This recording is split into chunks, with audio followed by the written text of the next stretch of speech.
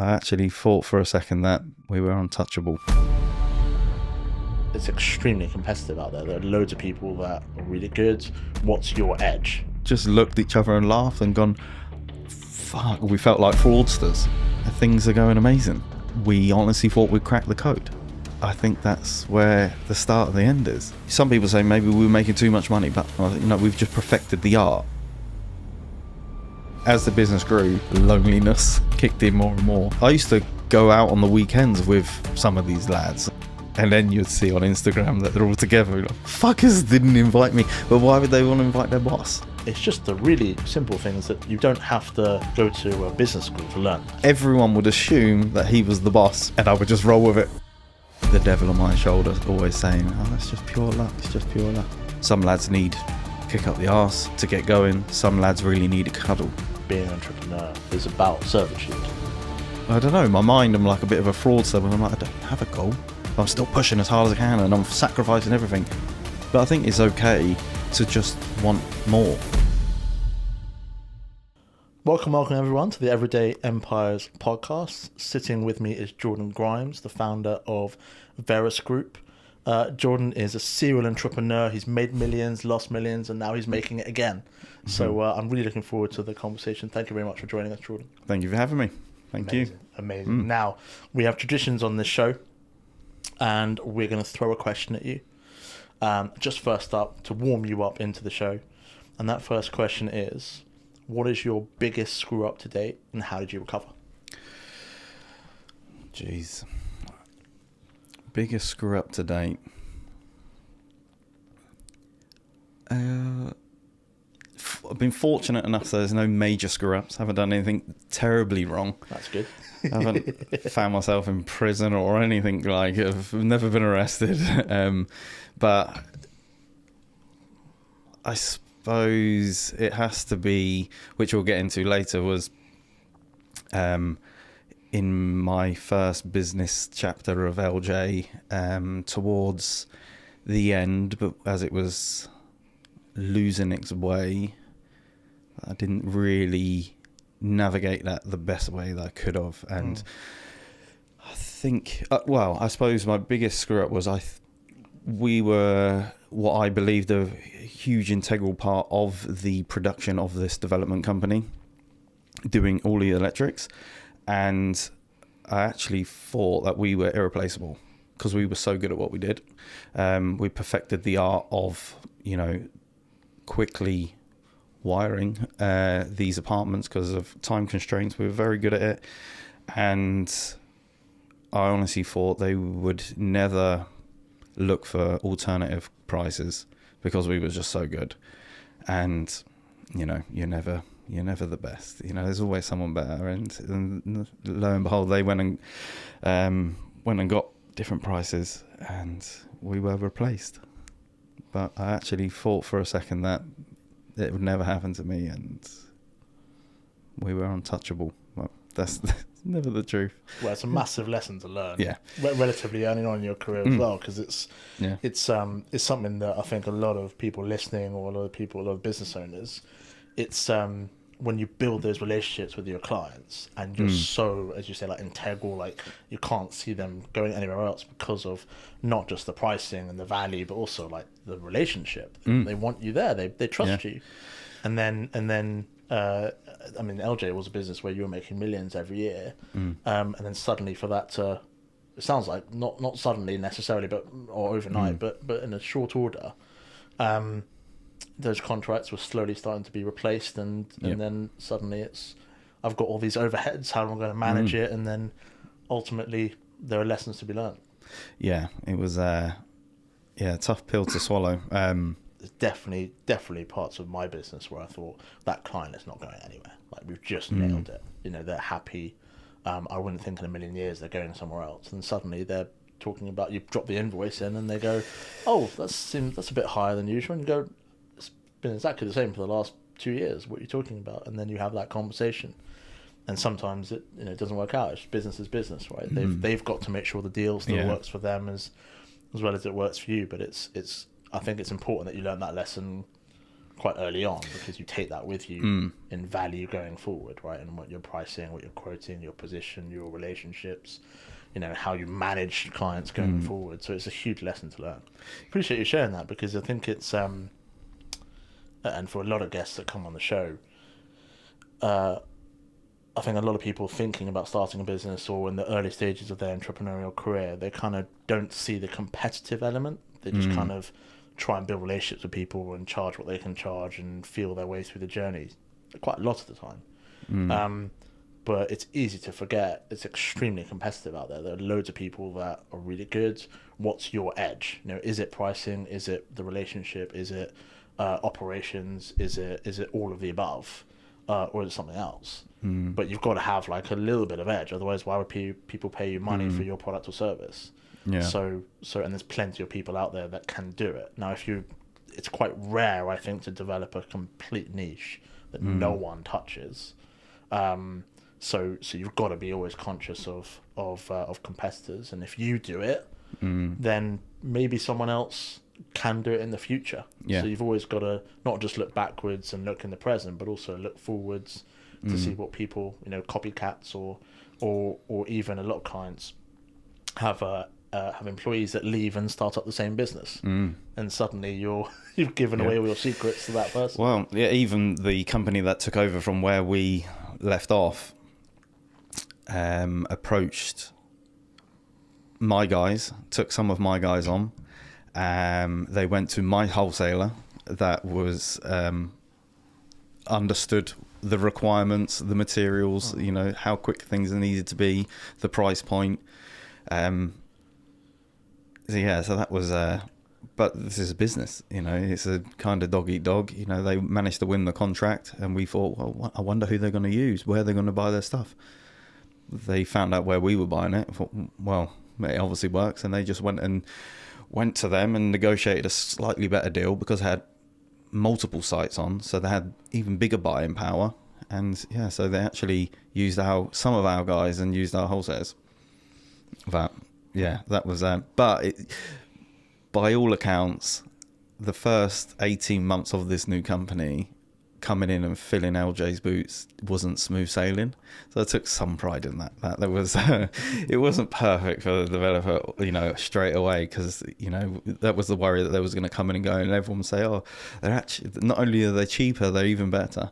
But they were slightly cheaper, but it took them a while to gather momentum. They got there in the end, but for the first 18 months, I could kind of point and say, well, we were a smoother operation for some time. So but that was a good few years ago now. Absolutely. Well, we'll get into LJ and how that formed part of your entrepreneurial journey, but we like to start with all of our guests sort of as early as possible, because that generally childhood or some moment in their early life is quite formative. So so open question, Jordan, what was your childhood like? It was okay. It was challenging at times. I think looking back, I realise that it could be challenging personally, but it wasn't a bad childhood. Grew up in Slough, not far from Farnham Road, so the Crofts, which is on the borders of Farnham Road and Britwell. So it was a nice estate. It wasn't awful. It wasn't nothing wrong with tower blocks, but it was a nice semi-detached house, and we had quite a good childhood. My mum and dad separated quite young, when I was 4 or 5, I believe. He ultimately found himself in prison. Not to my knowledge at the time. I was told he was working away in France, but of course, what you would tell a 4 or 5 year old, you wouldn't tell them that dad's gone to prison. It took me a good few years until I actually knew that that's what had happened. But so it was quite challenging, because obviously everyone else knew, all the other parents knew, so it kind of felt like I got special treatment. as a kid, not really knowing. I knew I had special treatment, but I didn't know why. You know, I assumed it was. I don't really know. I couldn't really put at that time. Couldn't put my finger on it. You know, didn't really know. So yeah, that was a bit of a struggle, I think, for any young child. You know, I can only put myself. I can think about it in a way where I've got a 4-year-old now, and kind of think, oh, how would that make him feel? You know, what would be going through his mind? So yeah, so primary school was awful. I hated every second of it. Now in my line of work, I have to go back to primary schools here and there because we'll touch on later on in the fire safety business. And I walk into primary school and just shivers. You know, I just really bad memories of, you know, wasn't bullied or anything, but I just didn't enjoy it. I didn't enjoy from the minute I arrived. You know, I couldn't wait to leave. You know, I just academically was never very good. I never really got teased, but I was never very good at spelling. Still can't. I'm still not very good at spelling, but yeah, wasn't very good at spelling. Wasn't very good at maths. I couldn't. When I applied myself, I actually wasn't too bad. You know, I could kind of get through a book or get, you know, but I just couldn't focus. You know, it was tough. Primary school was tough. I think I was going into year 6. I think I was only one of 2 kids in the entire year that didn't do their 11 plus. And I didn't really ever go into why. It was kind of given that I wouldn't pass it. But again, this special treatment of the 11 plus was coming up, and it was like, oh, we have to revise and we have to do these mock exams. We have to do this. We have to do that. But the teachers would turn around and say, but you don't have to do it. Why didn't I have to do it?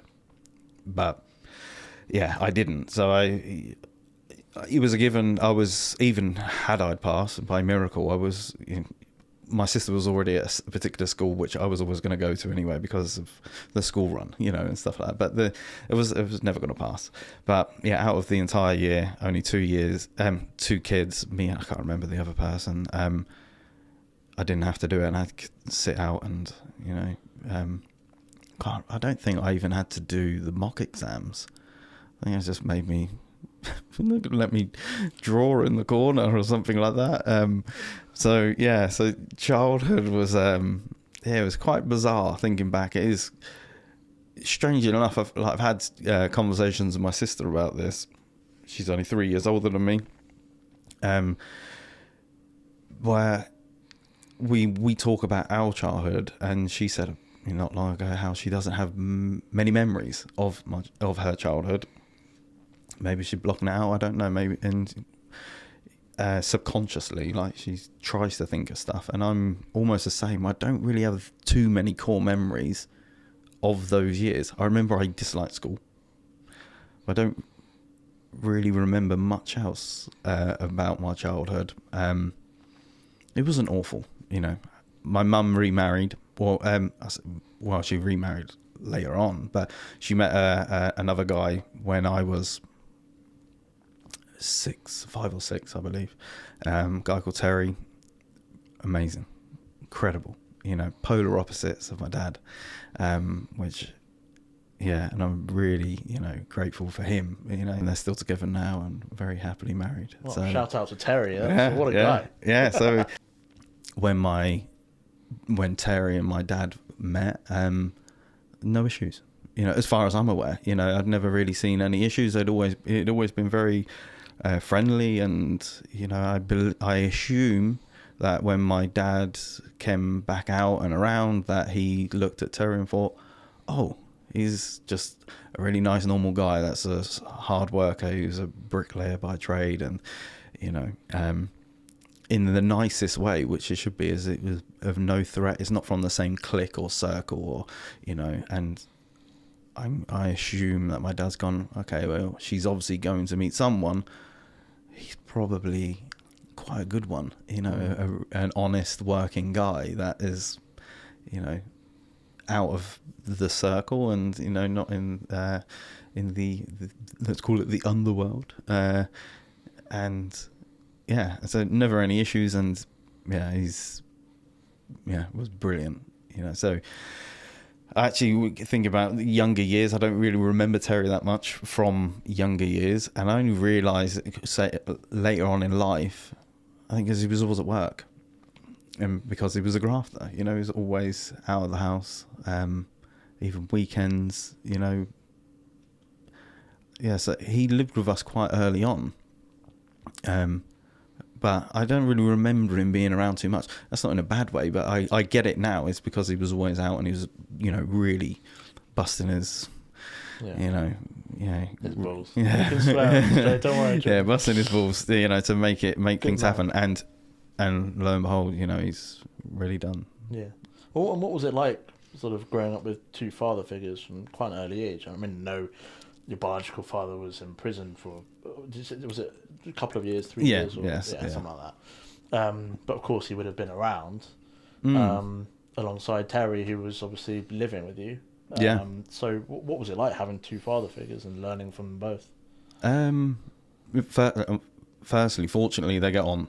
They were quite pally, not friends, but there was no like. And I've never in my life have I ever said to Terry, "Oh, you're not my dad. You can't," or something like that. It was never like that. But I suppose the fact that it was as amicable, and Terry wasn't super successful at those younger years. He was just an absolute grafter, just working away. And I can't remember. I think my dad may have been working at those younger years on sites of such like. But I knew Terry, even not knowing the full story of my my dad and the ins and outs of it all, because I was kind of kept in the dark because why would you explain to a child, all the nitty gritty, there's no need. I guess two role models, the hard-working man on one hand, and I don't know, it's later on, it's easy to answer the question later on rather than a child. As growing up, there was no issues, there was no problems. I'd see my dad on the weekend, and all was well. More later on in life is when I really understood, what my dad was about and what he was up to and not up to. That was when I was like, okay, I love him dearly, but that's everything I don't want to be, and I'll take inspiration from that. So, two role models, one very positive and one negative, but turn it into a positive, right? He was a nice guy, my dad. He wasn't a bully. He wasn't nasty. He wasn't a gangster, let's call it. He was well respected, as far as I'm aware. Always, most people had nice things to say about him. Friendly, funny. Could be. He was a bit of a guy. A bit of a lad, but he wasn't nasty. But he still, was trying to make success. I suppose he had an entrepreneurial streak. In sales. He was a good salesman, I suppose. But it's just you just got to pick what you sell, and that weren't most of the time ends badly. So I loved him for him, but I took the positives out of that negative and thought, well, I'll do everything I can, and to prove that there is money to be made and success, to be had legitimately, not having to bend the rules, bend the laws, and sell things you shouldn't sell and stuff like that. So that was my initial encouragement for being on the straight and narrow, to prove a point. No, that's incredible. And I think it's, and we were touching on this earlier actually, that if there were any problems, quote unquote, whatever that might mean, you didn't see it as a son, which I think is a credit to all of them in managing the scenario. Because I can imagine there would have been some emotions and some tension naturally.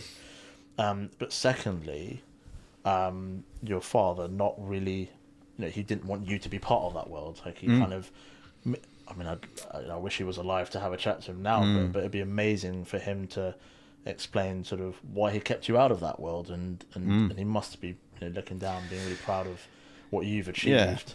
Obviously, very legitimately with good, honest trades, good, honest business.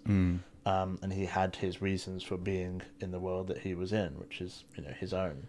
But he kept you away from that, which I think is a mark of it's good parenting, that he acknowledged that your path was different to his, and allowed you to pursue that in his own way. But it sounds like the childhood was a pleasant one, but not without some bumps, like most childhoods, to be fair. But it sounds like a little bit lonely, because of if you don't mind me saying, the father's sort of reputation. But you were able to punch through that because you had a great role model in Terry as well. Obviously, your mum was instrumental. I'm sure your sister also was a great. She was 3 years older, so it was always nice to follow her path and see what she's doing. So those role models are quite formative. Oh, definitely. It's especially so Terry always worked for his dad, and then eventually took over his dad's business, which is an amazing business that's been going since 1969 as a small builder. Don't get me wrong, they do some incredible projects, but not very many small building firms do you see have last that long, because it usually is renowned for a dodgy Dave down the pub that sets up a business and builds a little old lady an extension and falls down. So it's quite the industry is destroyed by some some people, but he worked for his dad for quite some time, and then eventually took over the family business, reinvested and turned it into an amazing business, and they live a great life now. And it was always looking at that from being at home, or eventually had left home, it was like, wow, and he was super straight and narrow, always said what he was going to do, no funny business, no messing around. Good, honest, solid worker, just pure graft. And again, he not reading and writing is not his forte, like myself, and he's one of the most successful people that I know. The reality of actually seeing someone come from he was, when he met my mum, was just working for his dad, and now eventually he's got this business, which is incredible. So that was definitely an inspiration to follow, to think, okay, hard work beats talent. He's okay, don't get me wrong, he's talented at what he does, but it wasn't because he was a brain box. It was just because just keep going, just keep working, just be honest and keep going and be a decent person. And I think as a business, never really advertised ever, but never been out of work, and it's just based on being a decent person, decent bloke that does what he says he's going to do, says he's going to charge X and charges X, and not, if something goes wrong, which they inevitably do go wrong, that he goes back to the job and rectifies it. And this is what we do now, that's what I do now. We have a small ad campaign on Google, but other than that, people come to us just from referrals, generally, and that's how LJ came about, was just on the sole thing. Someone phoned me and said, I've given them your number because you're a decent bloke. Yeah. I was like, and I think people, when people ask, me as an accountant, or generally as a conversation, how do you build a business? How do you get really big? How do you become successful? Actually, in generally everything, but obviously this is more focused on building businesses. It's doing the really basic stuff well, and it's being honest. It's holding your word, integrity. hardworking, perseverance. It's just the really simple things that you don't have to go to a business school to learn that. You don't No. have to go anywhere to learn that. You might need to have some role models to Mm. show you what that means. But ultimately, if you're a decent person, people will remember that. People will want to do business with you. People will recommend you. And the sign of a great business is a sign that you're not doing a significant amount of advertising. You are getting around because of that word of mouth. Yeah. And that word of mouth is because Jordan's a nice bloke. And I liked him. And do you know what? Whatever he's doing, now you're obviously in the fire safety business, but whatever you're doing, you kind of want to do business with you because you're going to be honest, you're going to hold your word, you've got good people around you, and it's not some kind of magical formula that you're sort of born with or not. Just be a decent person, and 95% of the time, that punches through. Yeah. And so, and it sounds like you learnt that from Terry. Yeah. But also, obviously, from all the other people around. Did you have any other role models apart from Terry and your father and your mother? No, I don't. Not that I can really. There was no significant others, other than Terry being my role model of, hard work wins. But yeah, not so much. I didn't really. I also, I suppose, a role model of my first boss of when I first got a job as an electric. He was actually one of Terry's best friends. So I accidentally found myself in that job. He was wiring up a cooker at my mum and Terry's house one day, and I asked him, "So what cable goes where? How does it work?" And he asked, "Oh, so what are you going to do now you left school?" I think I was 16 at the time, or 15, or about to leave school. So, well, I want to join the RAF, but I'm too young. I can only get in when I'm 18 and a half. For what I wanted to do was was 18, something like that, for to be a weapons tech, because I liked guns and the idea of stuff like that. And this was like early 2000s, right? Sort of time when you were 18. Yeah, it must have been, right? Yeah. Just for context for people. Yeah. So he said, "Well, why don't you come and work with me for a couple of years, but until you're old enough, and then you join the Air Force?" Oh, that sounds. Yeah, well, to be honest, I left school with, I suppose we've jumped past secondary school here, but yes, I left school with not a lot. 2 GCSEs. So yeah, fortunately he said, "Well, come and work with me." He didn't need to check my grades, he just done it based on, he was friends with my stepdad, and started working for him, realised, I'm actually quite handy on tools. You don't really get to use tools in school other than technology lessons and stuff like that, which I actually got an A grade in, to be fair, which is why I had to scrap every other lesson just to focus on that one lesson, and I scraped an A. So yeah, I was very proud of that. So I thought, well, at least if I get one good grade. So I had to sacrifice every other lesson to do it. But yeah, so worked for him for 2 years, and then I was eventually old enough, to which point I was kind of, then you're making new friends, you're going on lads' holidays, you're doing this, that, and the other, and then it's like, oh, you're old enough to join the RF now. I was like, I'm quite enjoying being 18, and just, so it just never happened. And my boss at the time said, well, why don't you go to college, do your college, get that out of the way, and if you still want to join, and you don't like it, you've got electrical qualifications to fall back on.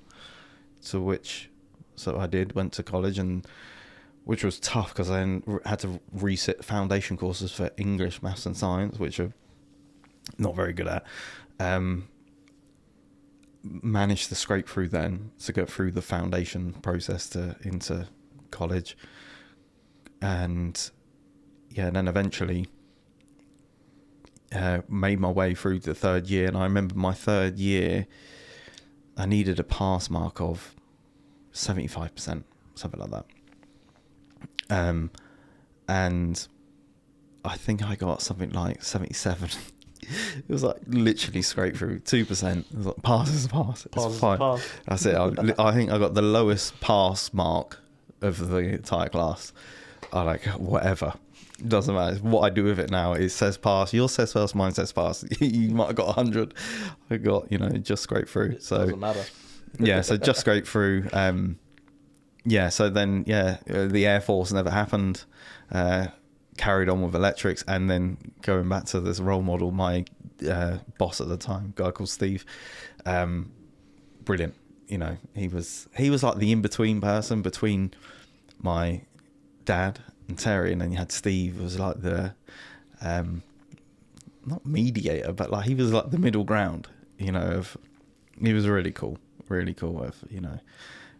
puzzled the pieces of I was, slightly lost, or we all slightly lost in some capacity, but yeah, he was definitely a bit of a role model. And eventually when the time came around for me to leave the nest and go and work for myself, I was still working for Steve at the time, and I said, I've got an opportunity to do a couple of private jobs, which it's going to be on the week, not on the weekends, because I work from Monday to Friday. And he said, no, go and do it. And which, fair play to him, because he was relying on me because I was part of his workforce. But he said, no, go away and do it. And the jobs got slightly bigger because I kept kind of dipping in and out of working for him and doing bits for myself. He when the bigger opportunities came and I explained, I said, well, I'm kind of out of my depth. Fortunately, he said, well, I'll be in the background. Don't tell anyone. If you run into a problem or don't know how to do something, phone me. Which I did probably the first day I got onto site, my first big site. I phoned, what do I do? Where do I start? So that was, well, it's been, a good few role models, especially between Terry and Steve, and they're all a good crowd.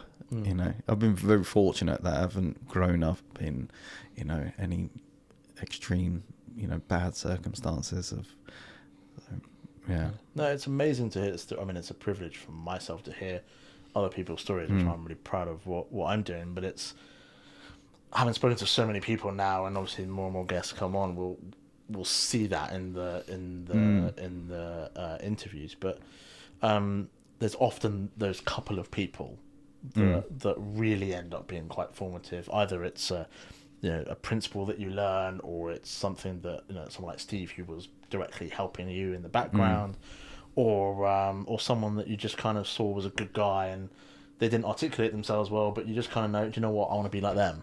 And it's always amazing to kind of see who that was. A lot of the time it's maybe a dad or a parent, maybe an older sibling or an uncle or something, or auntie. But you've got your versions of that. You've got Terry, you've got Steve, you've got your biological father, you've got your mum, you've got some good people around you. So that was formative in sort of your late teens, sort of early 20s, and then what time did you start to say, do you know what, I'm going to set up my own company and I'm going to do this for myself?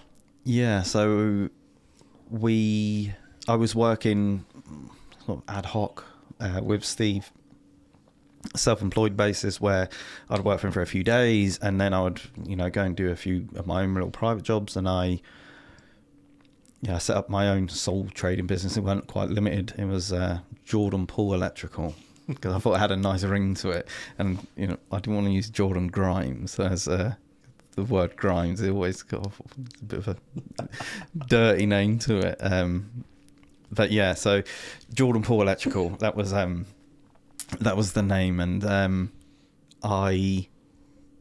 the first thing I did before LJ, before I actually thought I'm going to turn this into a business, I just wanted to make more money. That was it. And it was didn't think of making a business as a vehicle to make money. It was just that makes sense. I just was like, no, just make money. Don't worry about the business side. Got a skill set. Just wear the big jobs. So I went to Burnham High Street, printed out some cards, or got some cards made on probably Vistaprint or something like that. Jordan Paul Electrical, and I qualified from college, and actually I think this might have been before I even qualified. I don't know, but I was pretty good. I was very safe. I wasn't a bodge it and leg it. I was very conscious of. I'm a very naturally paranoid person. So when connecting stuff, I'd connect it 10 times over just to double check.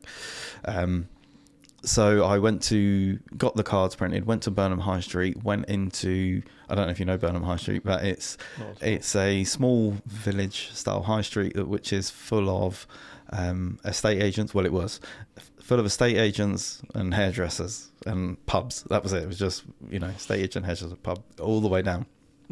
Started from the top of the high street with my cards and kind of scoped out what all the other names were, and searched a few other estate agents. Went into the first one and said, "Hi, my name's Jordan. I do all of the electrical maintenance work because I didn't have the certification or the accreditations to install new systems. It would have to be a repair, change a light switch, change a socket, all the smaller stuff, emergency stuff." So I went into the first one and said, "I do all of the repairs and maintenance for so-and-so over the road. I hadn't even been in there yet. If I could be of any help, then, just give me a call, And then I went to the other one that I just spoke about, said that I work for them, said, "Oh, I do all the maintenance work for so-and-so across the road." And they lapped it up. And, a young guy, I think they probably thought, "Oh, fair play." Younger guy. I must have been 18, 19 at the time. No, yeah, there or thereabouts. And eventually made my way down the high street and told everyone that I worked for everyone. But I knew that half of them probably would never phone back. They've already got, a contractor in place, which is, works well for them. But yeah, I thought, you never know. I've got no overheads.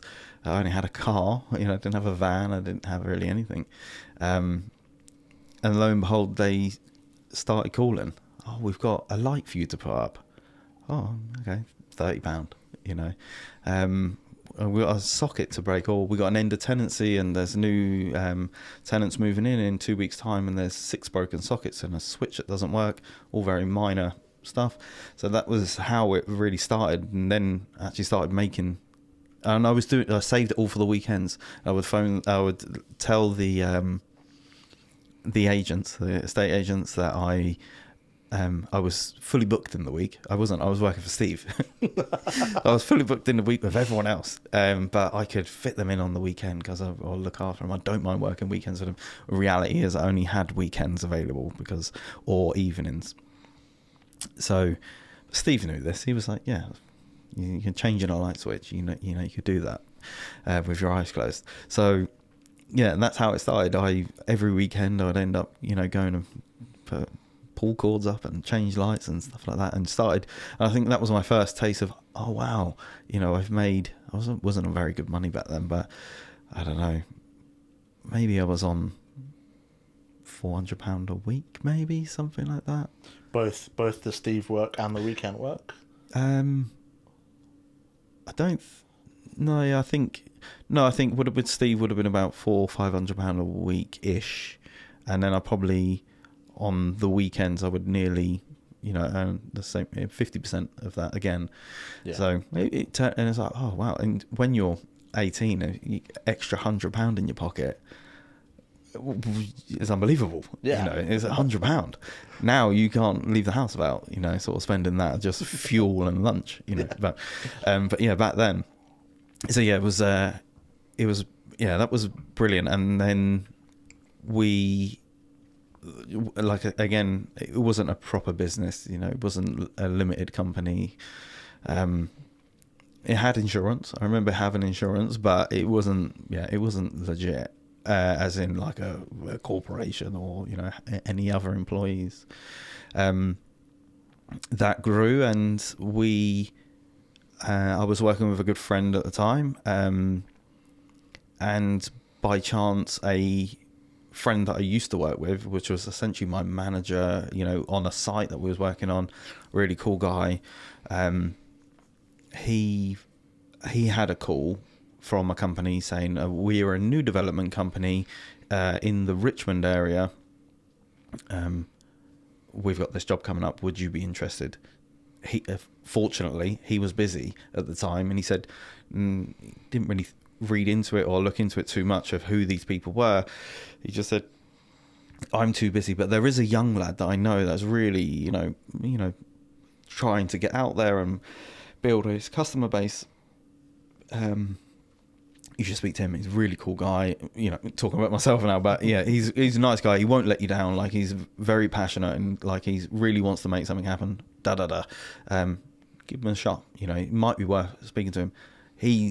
Mick then phoned me and said, by the way, I've given your number out to this new Irish developer in London. Sounds ominous already. You know? But I was like, oh, great, yeah, you know. Nothing against the Irish, of course, but new developer that no one knows nothing about. Yeah, great. So spoke to them. They said, we've got 4 flats in Richmond for you to do. Okay, sounds good. I spoke to my friend at the time that we was kind of partnered with. He had his own little thing and I had my little thing. We sort of kind of worked together, helped each other out. I said, I've had this phone call, there's 4 flats, which was a big job for us. We'd only ever done big one-off extensions or one-off houses under the guidance of Steve or something, or, you know, or his boss, a guy called Rob. And yeah, this 4 flats came about and we was like, well, maybe, you know, the theory's the same. It's just 4 flats in one place rather than one singular house. I asked Steve, what do you reckon? He said, this is where he said, go for it. And if you get stuck, phone me. You know, I'll fill in the blanks. And, you know, to which I spoke to this Irish company and we said, yeah, gave him a price. We did the job and we worked day and night and done everything we could to make it happen. And it was a success. Don't get me wrong, it was really hard. First day on site, we were just kind of stood looking at each other like, where's Steve? where do we start? Like, we still needed to really be pointed in, you know, direction of, right, you know, start marking out where the lights might go. Start, you know, where's the fuse board going to go? You know, we hadn't even really thought about stuff. But we were there, we made it on site, completed the 4 apartments, which was, you know, I don't think we actually earned that much money, but it wasn't, yeah, we didn't earn that much money, but it was besides the point. We completed our first big job, 4 flats. Wow. You know, we've made it. We made it. And I think we probably only made slightly more than wages, you know, but I think it was more that we went back to, you know, Steve and Terry, you know, going, we've done our first job on our own, you know, and it's, you know, and it works. You must have been so proud. Yeah, it was really good. And we were buzzing and so there must have been around 2014, maybe. It was quite some time ago now. So 10 years ago, roughly. Or 11 years ago. Yeah, it must have been around then, yeah. 11 to 12 years ago, I would say. And so let's pause there if you don't mind, because I want to track this properly. So mid-2000s, you're kind of studying to become an electrician. You're working with Steve, you're qualifying, you're grafting on the weekends, working for everyone, as far as everyone else was concerned. And then we hit 2014, you got your first big job. And was that the start of LJ? Was that the sort of seed? So at that point when we first done that job, I can't remember what we charged for these flats. So let's say it was 20 grand for round figures. We asked the developer, listen, we're not a proper company. Do you mind paying 10,000 to me and 10,000 to the other guy? There was 2 of us. And they were like, yeah, that's fine. And they could see that we were really trying hard, but we hadn't quite connected the dots. And and to which they did, and we would, you know, split the bills down at the wholesalers. So finished the 4 flats, everything was good, and then the developers of that 4 flats, and they come over from Ireland. Things hadn't gone too great for the recession, like in most developers out there. They'd move over to London with a pot of money to start again, and they were brilliant guys, you know, serial entrepreneurs. Little did we know, you know, they were pretty good at their job. They said, listen, we really like you young lads. We were the youngest lads on site, but we've got really big plans. Do you want to come along for the ride? Which I kind of get why they did. We were good at our job, and we was trying really hard, was working all hours, unlike some of the older ones that are tired at that point. You know, we was putting in a lot of effort. And I think they saw that, we could probably take these young guys to be our electricians and mould them to exactly the contractor that we need for where we're heading. So which they said, we've got big plans. Do you want to come along for the journey? Well, yeah, let's do it. What's the next job? It's 18 apartments. Oh, shit. 18 apartments. We're like, we just literally managed to wire 4. So we done 18. We got offered the 18. Sorry, and the developer at the time said, "Right, okay, this is it now. It's time to pull your socks up, and I'm offering you a big opportunity, and you need to do things right. You need to be insured. You need to do X, Y, and Z. Yeah, you need to incorporate as a limited company."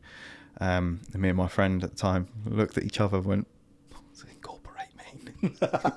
What does incorporate mean? Yeah, we were like, we didn't know, and oh my gosh, yeah. Wow, So what a first thrust into this is the big boy league. Yeah. So yeah, what's incorporate? So so we were like, oh yeah, incorporate. Yeah, we'll incorporate. Like God knows, and he said, you're probably going to want to register for VAT because you're going to go over the threshold of 70,000 or 80,000, whatever. I can't remember at the time, 80. And we were like, over the threshold? Jeez, like, what's going on?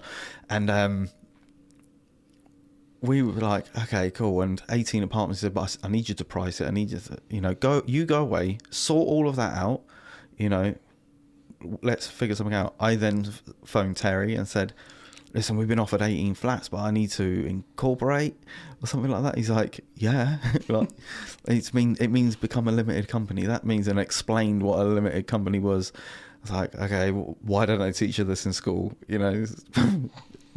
But yeah, really didn't know. That's so he put me on to an accountant at the time that he used. He said, right, I use this accountant. They've always been decent.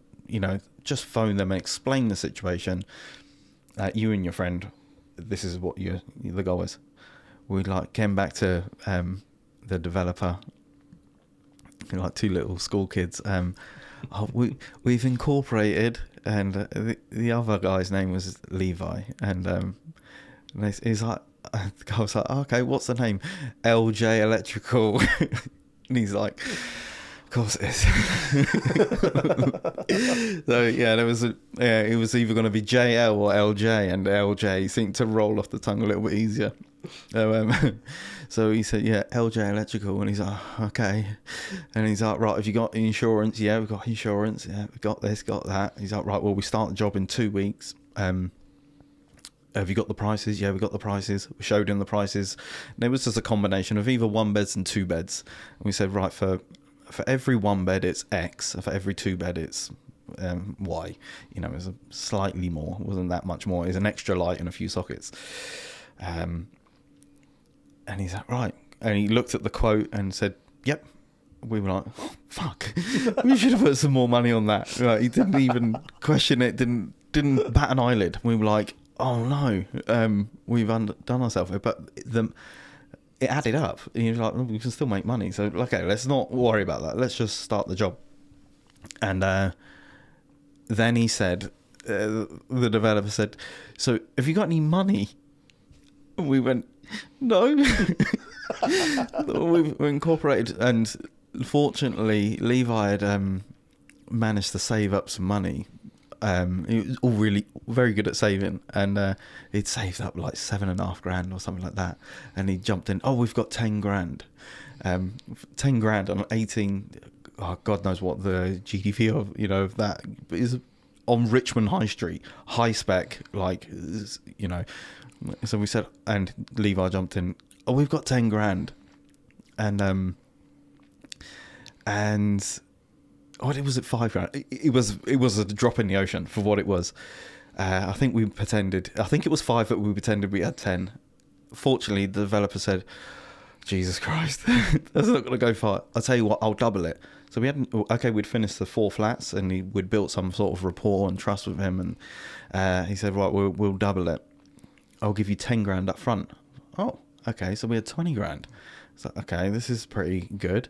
He said, "What you do over the next 10 invoices, I believe in you guys, I trust you guys, don't run off.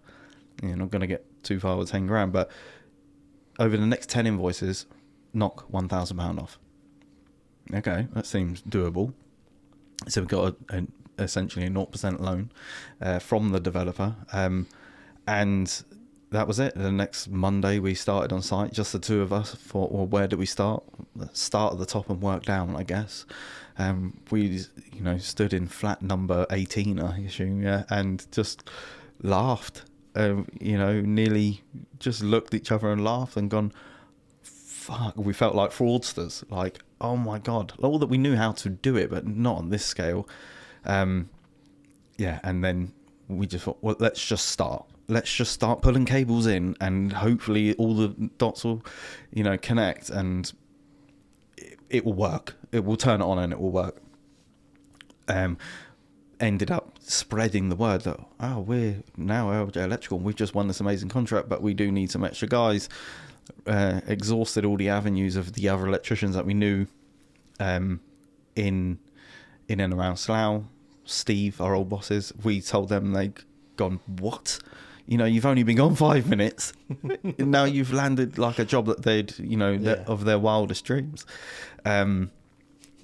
So they came and helped us a bit, and we all pulled together. And then the next minute there was, 4 or 5 of us every single day. And we're like, oh, hang about. We kept putting in bills, and it kept getting paid on time. And, and it was building, and then the pot was growing. And sort of 3/4 away through that job, the developer said, right, we got another site. There's another 15 apartments across the road. We started that, and they said, right, we've got another site, 20 apartments, 40 apartments, 80 apartments, 100 apartments. So now we're fast forwarding 3 to 4 years. So we started with 4 apartments in Richmond. So 4 years later, we were doing up to, well, at one point we had one in Harrow and one in where was Edgware. Combined, it was nearly 400 units. So we've gone from 4 to 400 in 5 years ish. The team had gone from me and my mate, co-owners of LJ. So we were fluctuating, because we were contracting the job, to other groups of guys, but we were managing anywhere from, on a typical day, around 40 men. We're still not even 30 at this point. We're doing multiple millions now. Things are going amazing. We honestly thought we'd crack the code, and I think that's where the start of the end is when you think you've sussed it all out. And we hadn't accumulated enough money to just quit. Obviously we were still very much on our journey, but we honestly got to a point at LJ working for this developer. We were amazingly good at our job, to which we thought we were irreplaceable. Brexit hit, things started to level out a bit, where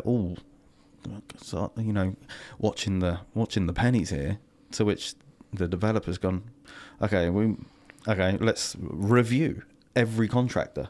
We were part of that review cycle, and we're paying LJ quite a lot of money. Okay, they give a good service and nothing's a problem, but Shall we explore it? To which they did. They started exploring, other bigger firms, more economies of scale, that, they were growing as well. And that was one thing that we got pulled on, that that 1 and 2 bed price that I mentioned at the beginning.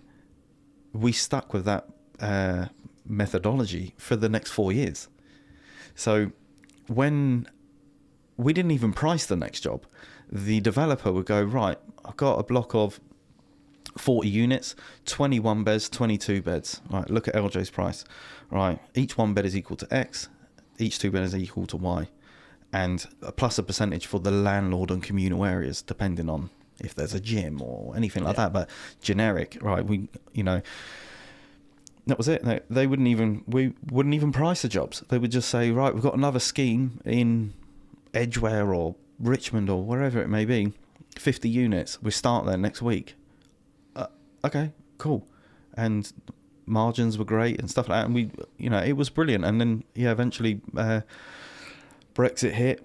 They started looking into what we were doing. And I thought, maybe we can make a saving. Maybe with this. And they started exploring it. And we were making really good margin. We were doing really well for ourselves. Some people say maybe we were making too much money, but I actually, at the time, I thought, we've just perfected the art. It weren't a case of we wasn't overcharging. We're just very good at it. But in hindsight, we were very good at what we had done, and I couldn't get my head around, okay, shall we, because we are amazing at what we do, is what my feelings were at the time, we do have the scope to charge less. Because there's still money in it, Okay, I can't remember the exact numbers, but let's say we were operating at 35%. We could, and the jobs are getting bigger. In hindsight, we could have scaled that back and go, right, well, let's operate at 28.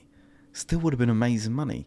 But I couldn't get my head around it. I was like, no, I'm making 35% now, and I'll always make it. Why should I take a step back because I've become very good at something? I couldn't really get my head around that. And the development company tried to highlight this, saying you need to reduce your profits, but we will, instead of not just reduce the work, we're going to double the amount of work. So, okay, we want you to cut 5-10%, but we will 100% your workload. And young and naive, we were like, no. Why would we reduce our profit margins? And they're like, yeah, but we're gonna give you 100% more work. Do the sums. It's not.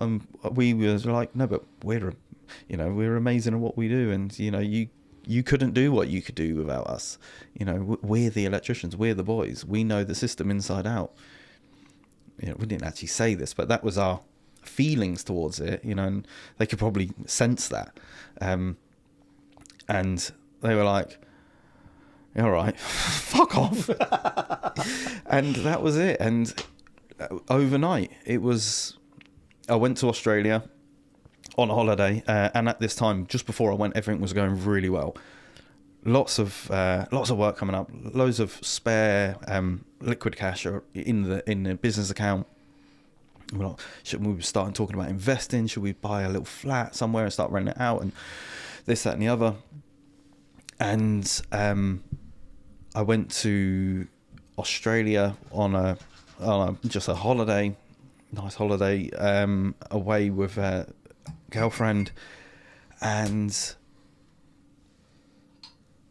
whilst there, I had 3 weeks to kind of relax and zone out a little bit. Like, okay, what's the long-term plan? And I kind of worked out that in reality, I didn't want to be an electrician forever. I wanted to go into my own development. I wanted to do what they were doing, the Richmond guys. I want to do this, start small. And in my mind, well, they started on 4 and now they're at 400. Why can't I do that? And I'd sort of understood the process. I'm not saying I know how to develop 400 units, but I kind of got my head around it. And I was like, no, that's what I want to do. More creative, rather than pulling wires into a wall. They're actually creating a new building or refurbing, a scheme. I was like, okay, that's what I really want to do. And I thought to myself, right, if we carry on going the way we're going, we knew we had loads of work coming up. There was a huge job on Olympic Way in Wembley. 400 units. That was just one site. So we'd done 400 units over 2 sites the year before, but they had 400 units for one site.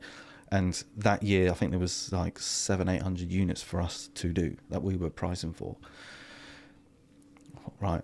Done the calculations, the development company hadn't mentioned anything at the time about price checking. I thought, 2 more years, and we'll scale the company. Okay, maybe we can exit and sell it, I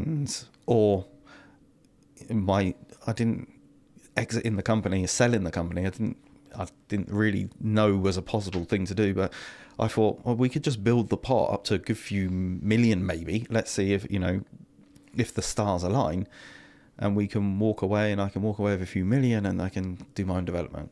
And that was the plan. Cool. I'm in Australia, right? Got a 2-3 year plan. Just head down next few years, and I've sussed it. I've cracked the code. I've just got to carry on doing what I'm doing. These guys, the developers, they love us. We're untouchable. Got back from Australia on a Monday, let's call it. By Thursday, the developer said, "Oh, can you come into the office?" Yeah, no worries. Anything you want, sir. Went in. They went, well, you see, in the last month, we've been reviewing all of your costs, this, that, and the other. We've had other prices from other people for X, so we're moving into big projects now, 400 units. The days of the blocks of 10s and 20s, we're all friends, we're all mucking in together. That's been and gone. This is a corporate company now. That company does, I think they've done $1 billion turnover from when we started. So their company started when LJ did, but yeah, from that time till now, I've done $1 billion turnover.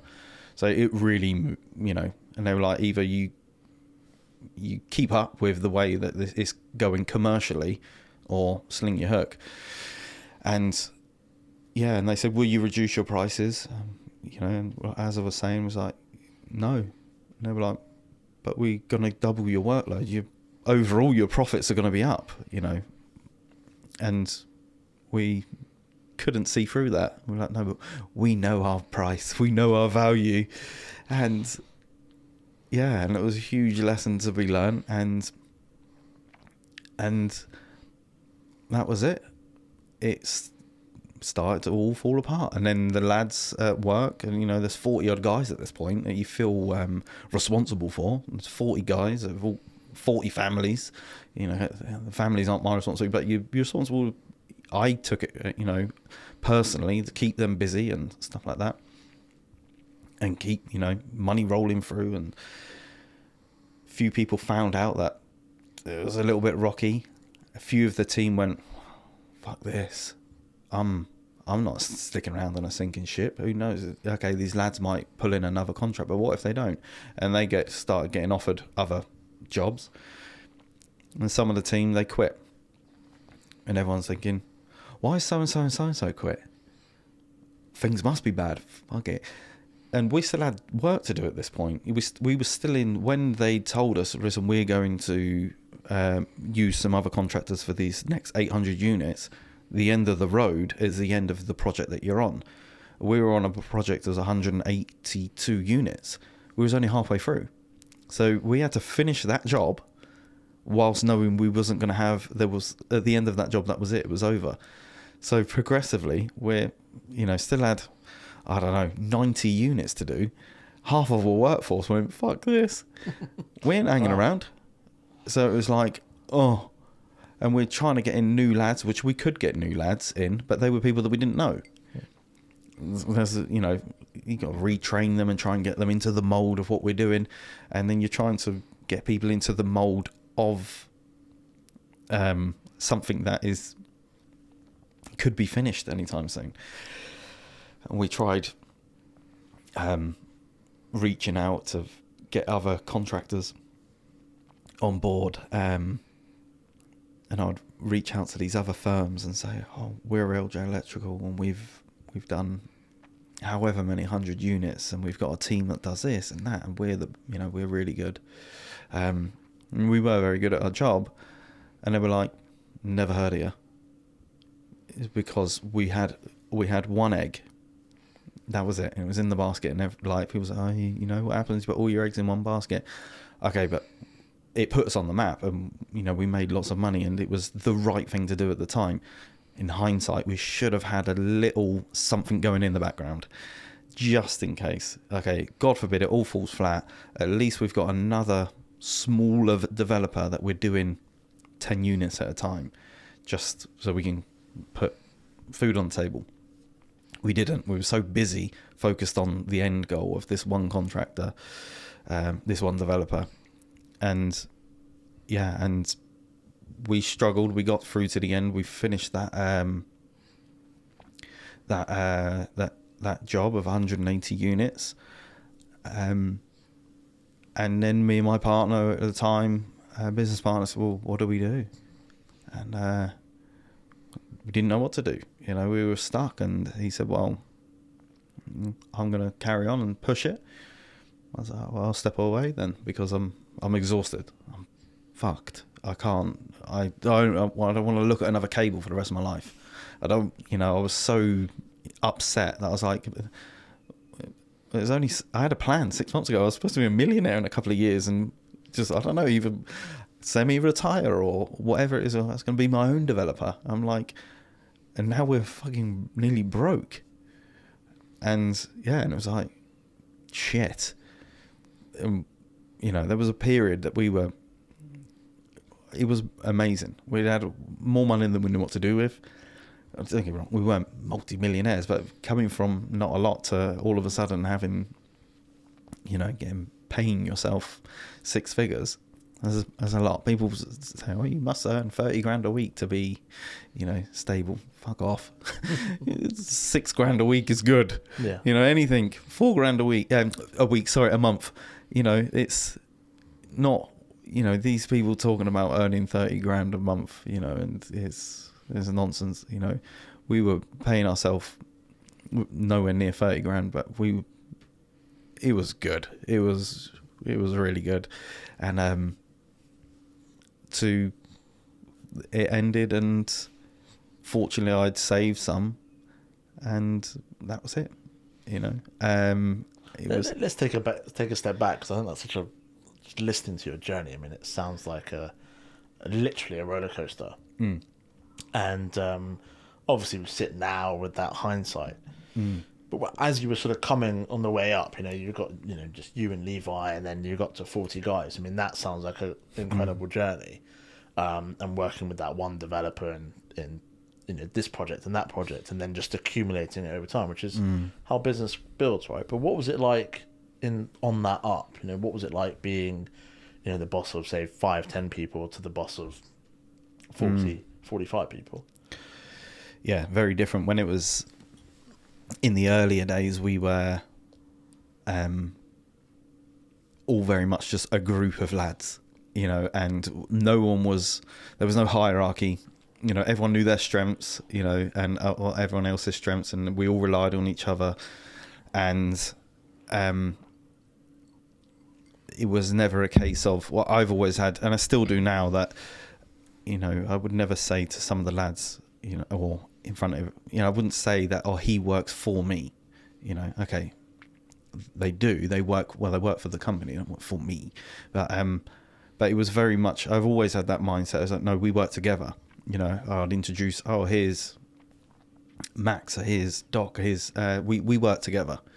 When in reality, I was, the boss of the company. But some of the guys that we had working for us in the earlier years, or even in the late years, they were far superior electricians than what we were, and they knew it, and they got paid accordingly. And they, in the beginning, they were earning more than us. We thought, as long as we keep growing, we'll eventually surpass their wages, and it'll all be worth it. But yeah, so in the early years, it was just a group of like there was 12 of us. There was like a core 12, and we were just all mates, brilliant. You know, there was no real hierarchy. You know, like I said, I would heavily rely on some of the other electricians to know how to do some of this stuff. I can't start bossing around people that I'm relying on. How do we do it? You know, I can't shout at 1 minute and go, oh, actually, remind me, how do we do this, please? So yeah, there's always huge, and we were young. You know, a lot of the guys that we had working for us were older. Well, you know, you got to know your place. They're very respectful of, you know, not only they've been in the industry longer, they know more than me, and they're older.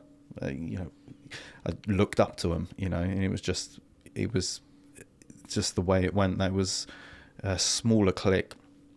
Eventually the jobs grew, and there was, you know, when we got to like around 25 people or something like that, and then or there'd be multiple sites at once, so we'd have 12 people on one job and 12 people on another. Then it started to be a bit like, ooh, this is and then you kind of disconnect, because there'd be the other 12 of the company I wouldn't see for 3 or 4 months. You lose that disconnect, and then it grew again, and then all of a sudden it couldn't afford to be mates with everyone, because I started to feel like everyone was starting to take the piss out of us a bit, or out of me, and it's very hard to give constructive criticism to lads that you're really pally with. And we were talking bigger numbers now, whereas before it was a £100,000 job. Don't get me wrong, it's still a decent sized job. So all of a sudden we're doing the jobs that are worth £500,000. If there's a mistake or we do something wrong and this place burns down, I'm fucked, you know. So then you start, paranoia kicks in, and you're almost double checking, and you know, have you doing that right? Does he know what he's doing? You know, has he done this before? And I had to step away and stop being one of the boys, being one of the friends, and we'd exhausted the avenues of pulling. For the most part, in the early stages, all of the electricians that we had were people that we already knew, or it was a friend of a friend. So we was all kind of we all knew each other to some degree, and that's what really helped, because no one was really going to stab anyone's back, because we knew each other outside of work. But there's only so many people that you know, so we eventually had to start reaching out and getting friends of friends of friends. Then all of a sudden they've got no loyalty to us, we're just LJ Electricals, and we're just another company. They could start nicking materials, which happened, you know. So at that point it's like, okay, well, I have to step away from the group, which is really sad, you know, where it's like, I get it, it's a part of my journey of like, I didn't want to ever regard myself as the special one or the boss, you know. As a huge imposter syndrome back then. One of our key guys that worked there was a guy called Mao. Doc, we called him, because he looked like Doc from Back to the Future. Amazing guy. He's still going now. Still brilliant, the best electrician I've ever met. He's in his 70s now, so he was in his 60s, and he looked like the boss. He knew way more than us. He ran a load of electricians at the Mars factory in Slough. It was like 200 men. He was like the manager of, so he really knew his way around dealing with people and big jobs. So when we'd go to a job, or we'd meet people like UK Power Networks or SSE or big architects and stuff like that, me and Doc would go. I'd be 20 odd years old, and I'd walk in with this 60-year-old guy, and everyone would assume that he was the boss, and I would just roll with it. And I would and little did they know that I was the one that was supposed to be the boss. But we heavily relied on on Doc, and but I wasn't ready, because it all happened very quickly. We went from 4 people to 40 within, you know, less than 5 years. It went quicker than I could really process. To one day I was one of the lads, and then next minute I was like, oh, there's the boss. And I was like, oh, and I'd turn up to site and you'd hear lads, you know, he's here, you know, Jordan's here, and everyone, quick, pick your tools up and clean up or whatever it may be, or make yourself look busy. And I wasn't worried about the work not getting done, but it just killed me inside, like, oh, shit, it's got to that.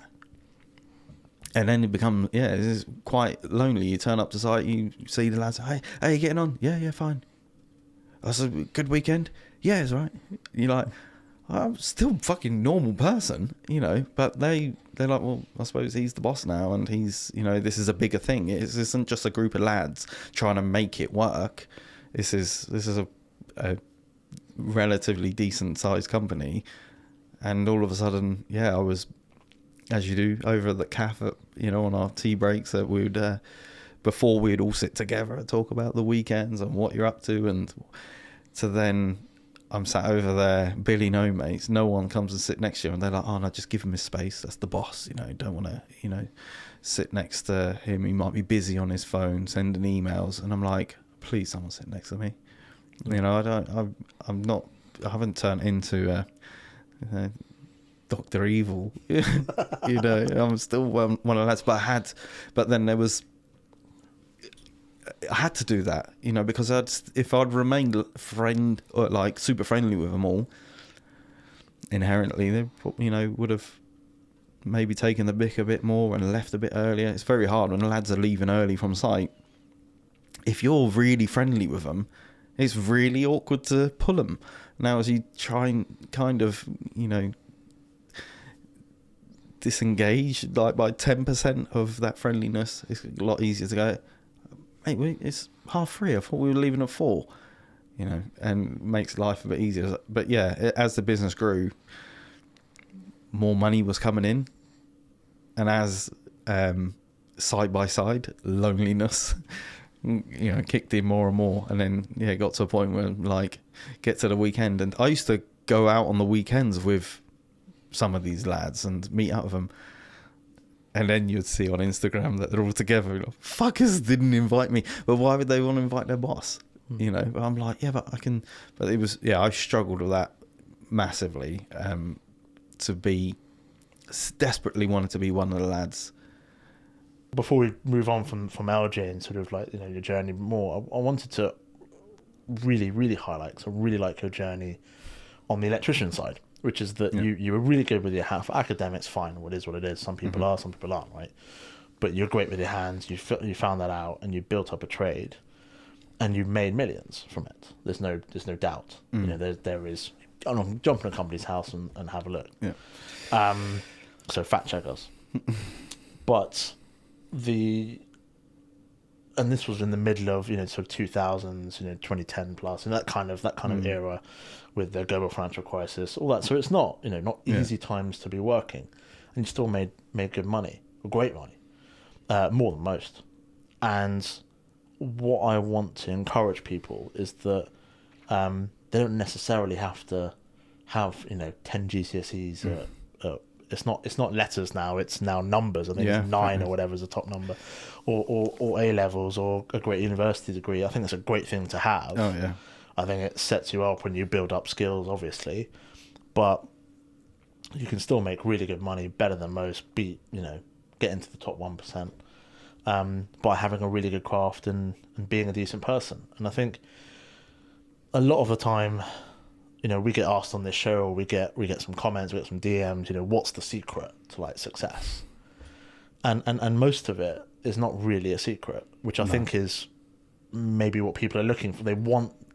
They probably know what it means to become successful, but they think that there's like a hidden magical bullet. But what you've articulated really, really specifically and well is that it's got nothing to do with having like a magical thing about you. I don't know if you've got like a really nice smile or something, but back in the day, it was literally just, I'm a decent bloke, I'll do what I say, I'll honour my words, and we'll do the job, and we'll do it well, and we'll be honest if we can do something or we can't do something, and if we can't do it, we'll try and figure it out because we've got guys that can help us. And just building a business off the back of good, honest work is something that I think people really need to take notice of, because when you're looking at magical formulas, you're barking up the wrong tree. What you should be looking for is, who am I as a person? What skill sets do I have? And can I work with people that are growing as well, so that I can provide value to them, so that over time, as they grow, I grow. Yeah. And so, in your case, yeah, fine. There's the business school guys listening to this, or the students listening to this, going, "Oh, you had client risk because you worked with that one client, and you should have diversified and all the rest of it." Yeah, but you don't need an MBA to figure that out. Like, no shit, Sherlock. Like, it really is just you built a business, you made great money, you work with one or two big client, one big client, and you've learned that lesson that you've got to spread the risk. And now with Verus Group, Yep. we'll get into it later, but all those lessons from LJ are now coming through into building a more robust business. Yeah. You're on your way to making the same money again, but with just as good of people around you, with as good a culture, with all those lessons, and you're still in your mid-30s? 36. 36. Well, still mid-30s. We'll give you mid-30s. We'll give you but that's the... No, 37. 37? Jordan. I thought from last December. There we go. Okay, Yeah, it's recent recent birthday. Recent birthday. Okay, we'll give you that. Yeah. But it's I really appreciate you telling us that, because I sit here not trying to just learn the lessons from you and try and share that to the audience, but it's also a privilege to tell a story. And what I really want people to get from your story is that there isn't a magical formula. No. What there is fucking hard work, Yeah. perseverance, bit of luck, because of course those Irish developers, you were getting that call and then bumped to you. I could have ignored it. Could have ignored it and fake. could have just not picked it up, or could have just not been with your phone that time. But that's what happens in business, right? If you're around and you're responsive, you get those jobs. Having honesty, having integrity, it gets you to the millionaire status. It goes really far. Just do those things, and you're successful, and that's the magical formula. Yeah, I've almost tormented myself a little bit coming on to here, thinking, right, what soundbite can I drop on these? What is the formula? What is, what amazing, saying can I, offer that people can go, oh, that really resonates, and that's the answer. There isn't. It's just, for me, it's just working so hard. Don't get me wrong, that comes with a lot of sacrifices, and I've, sacrificed quite a lot along the way. But it's just hard work. It is really, it is so hard. And I've bloody struggled to really get where we are, But people that really know me can vouch for that. I'm a workaholic and I've had no choice to be, because, okay, I think this is why grades are important. I think I probably could have done a little bit better, or retained a bit more money, had I had a little bit more, had I learnt a bit more from school. I suppose it comes down to sales or whatever it may be, but put yourself in the customer's shoes or whatever it may be. But on a number of occasions, what you've tried to do, maybe not on a larger scale, but when the time is right and there's money in the pot, that we might say to a customer, right, we'll give you an estimate of, it's £1,200 for X to do something. And then when you've had a stroke of luck, there's the time to go back to the customer and say, oh, we've completed the work. I know we estimated, or we've told you it's £1,200. We're actually only charging £1,000. Huh? It's less than you quoted. Yeah, no, things went in our favour. We're not here to overcharge. Fair's fair. This is the bill. We're knocking X% off, or we're knocking whatever it may be. It doesn't have to be that much. If you say to someone £1,000, okay, and it only costs you £450 to do it. Okay, you got £550 in the pot. Come on, guys, knock 50 quid off. What's 50 quid out of, you've still got 500 left. Keep the 500. They go, oh my God, they go and tell their mates, oh, I just had something fitted in my house, whatever it may be, and they gave me some money back, or whatever. That's the marketing wise, and it feels good to give back. You're not just, taking money all the time. Just take that money, let them keep that money. That £50, £20, whatever it may be. Obviously, it depends on what you're doing. You can't quote someone 100,000, and there's ways and means of doing it. But little things like that, it's those tiny little things that that's what really sets you aside from the others. I think you're absolutely bang on, and I think there's this little poem from Maya Angelou that always comes to mind when I speak to business owners about marketing and sales. And it shouldn't, because it's not the context, but I'm going to butcher it, but fuck it, just fact check me. But she says something like, people won't remember, what you did for them. People won't remember sort of 3 or 4 other things.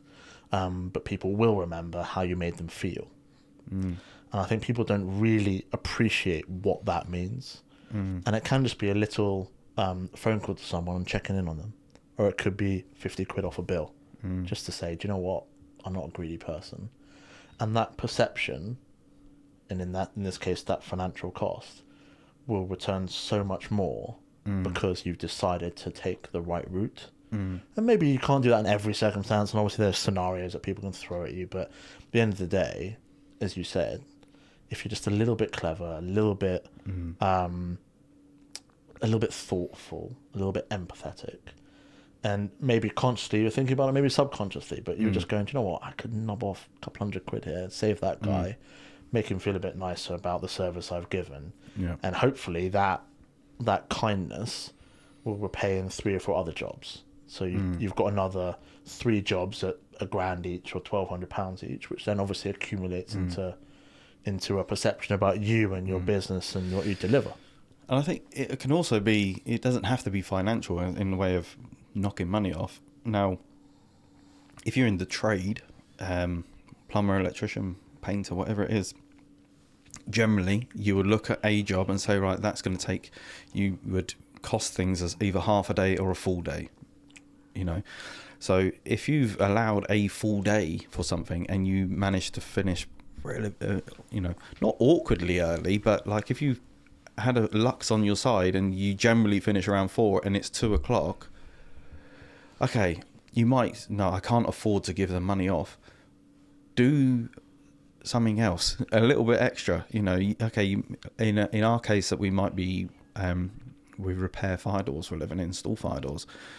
Okay, if there's 6 fire doors that we're working on, but whilst we're there and we've managed to have a stroke of luck and we're early, and there's a 7th one that isn't on the list, but it needs some attention, just do it, record it, and say, oh, by the way, okay, we've done the job, it's £1,000, whatever it may be. By the way, there was another door there. I know it wasn't on the list, but we were there. It made sense. We wanted to, fix it. There's no charge for it. We had a little bit of time on our side, but, we'd appreciate a nice review, or anything else happens, call us in the future. Generally, they're like, oh my God. And why would anyone think of considering another contractor when they're like, oh, let's call James, last time he was here? Not that these people, some people are looking for freebies, of course, but all people just want us to be looked after and know that you got their best interest at heart and you're not ripping them off. And you don't have to give them hundreds of pounds back or do lots of things. And you could just do this, just that extra, it's not the extra mile, just an extra meter is enough, to bring these people back and win these people over. And it's not just a sales tactic. It feels good to do something extra, just, okay, if you don't want to do anything extra and you don't want to knock any money off, okay, let's see how that works out. You know, this is, you're not really going to get anywhere. There will be someone that does. Yeah. And I think that's the beauty of entrepreneurship, is that there's that competitiveness. And actually what you find, or what I found anyway, I don't want to speak for you, Jordan, but that a lot of the extra things that I do as part of the service is there's not like a conscious thing. I don't be like, oh, I can do this extra little bit of analysis, or I'll do this extra little bit, and they'll really like me, and then they'll come into everyone. You just do it because it's part of your nature. Yeah. And then you try. It can't be forced. Yeah, because you'd be like, oh, by the way, I've done this for you. Did I mention I've done this for you? How great I am. Yeah. Say how great I am. Yeah. But you do it as part of your nature because that's who you are, and then that culture instills in the team. So then you're bringing up some good people as well. But you also you're creating a perception about how you do business, and then that perception really lasts. Yeah. That really lasts. So that when you are doing, maybe when you have to have the other conversation and you go, oh, do you know what? We've had to do some extra work because when you're installing a fire door, actually I don't know what problems you might have, but maybe there's a structural issue and you can't install the fire door, so it costs extra to do whatever you're doing.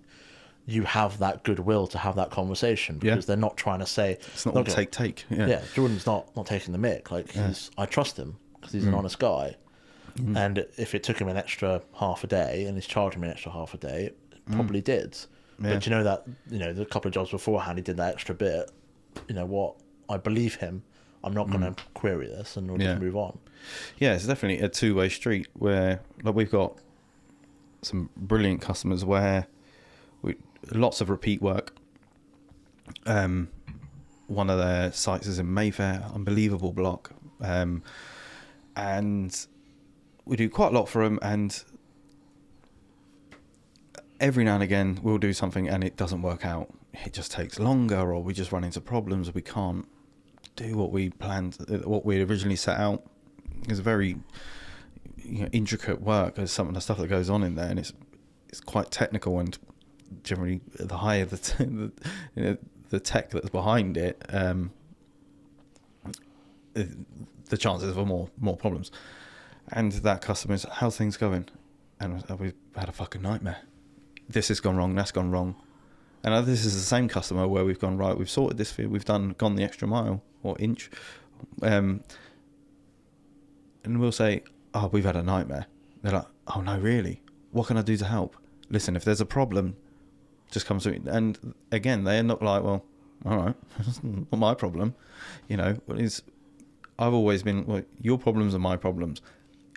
As long as we get, this isn't going to happen with every customer, but okay, your problems are my problems. That's why I'm here. You've got a problem with your door, whatever it may be. We're going to fix it. We take it personally, but you gauge the right people, and you kind of that reciprocates that.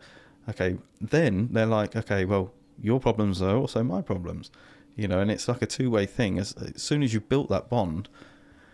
As long as one person doesn't overstep the mark, take the mick, you're good to go. It's what we like. A lot of the work for this one customer, we don't. They're not price checking us, but I'm constantly reviewing.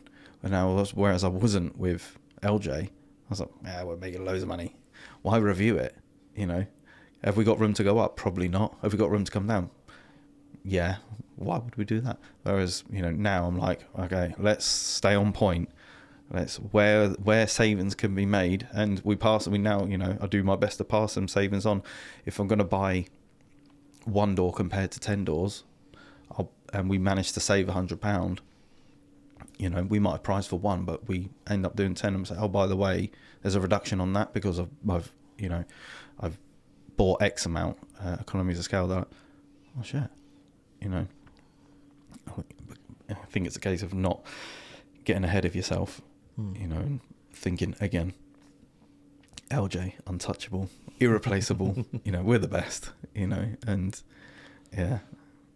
And the harsh reality is you're not, and it's there will be someone that comes along that provides a better service. or better product or whatever. Yeah, And product or... if you keep that, I get paranoia maybe is the closest word to it, but if you keep that sort of level of discipline, of being on point, as you say, and just reviewing stuff and making sure you're always there. So let's get back onto your journey. So we're sitting, we're at LJ, things are starting to get in flux. You've just been told by the Irish developer, no more big contracts because the pricing just isn't quite there. And you're knackered, you're exhausted, you've spent years building this business, plans have changed. How are you feeling at that moment? Well, struggling. Obviously, like I was saying before, I thought I'd crack the code and that was it. I'm set, done. I've just got to do this a few more years and, whatever, and as like I'm an entrepreneur, I really know what I'm doing, and I've done this thing and created this big company. The devil on my shoulder always saying, "Oh, it's just pure luck. It's just pure luck." And there's that battle about, no, I actually do know what I'm doing, or is this pure luck? I don't know. And then all of a sudden it comes crashing down. You're like, oh shit, maybe it was just pure luck. What do I do now? Fortunately, I had already started another company called Verus Group, which was essentially a bolt on to LJ, doing passive fire protection works. So that, long story short, but the developers asked us to sub out the fire safety side of the buildings to make sure it was all on point and everything was done properly. They said, listen, we're too busy, add it to your electrical package, find someone to go and do it. Okay, don't know nothing about it, but I'll fill the gap, just be as resourceful as I can and just connect the dots. Went to market and tried to find a company that was doing it. Everyone was really busy, or there wasn't a lot of people in the industry. We managed to get a company to come over, and we had such a good thing going. At this point, things were going really good, and it's like, we're kind of bringing in these randoms that if they mess it up, it's going to be a real bad reflection on us. They was okay. They weren't brilliant. So then I went back to the manufacturers and accreditors and stuff. I was like, well, there must be someone else out there who wins all the good stuff. Who's the bigger player in the game? Because we've got the budget, the money's there. It's just we just need to get these people in. Connect us to these people. Never happened, and they said, well, there's a big gap in the market. You should consider doing it yourself. If you've got such a big team, then you might want to consider adding, putting some people in this team and doing.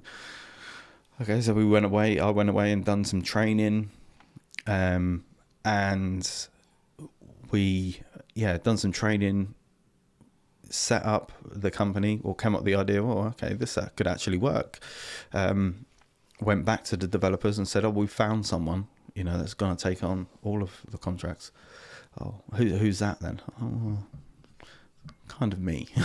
But I'd partnered at that point there was 3 of us at the beginning.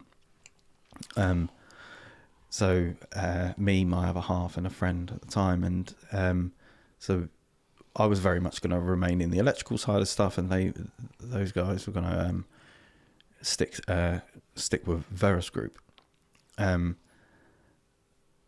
Which overnight, Verus was just an idea of maybe we could do this. We put our heads together, hopefully we could make things work. Went back to the developer. They went, okay, cool, get on with it. I was like, oh shit! Like, there was no resistance whatsoever. I think they knew, well, okay, he's putting his neck on the line here. If he fails this, he's going to lose the electrics as well. Like, there's no plan B here. This has to work. So then Verus Group, within a matter of weeks, we done our training and, actually learned about, what we were doing. So then we had 200 apartments at that point. Like 2 weeks later, it was like, oh shit, what do we do? So then, fortunately, again, we reached out to other people that really didn't know what they were doing, and we sort of piggybacked on these other contractors that knew what they, and filled the gaps. So we sort of, Verus was sort of like the commercial side of the installation, and then bit by bit, Verus Group really understood compliance side of everything inside out, and it grew and grew.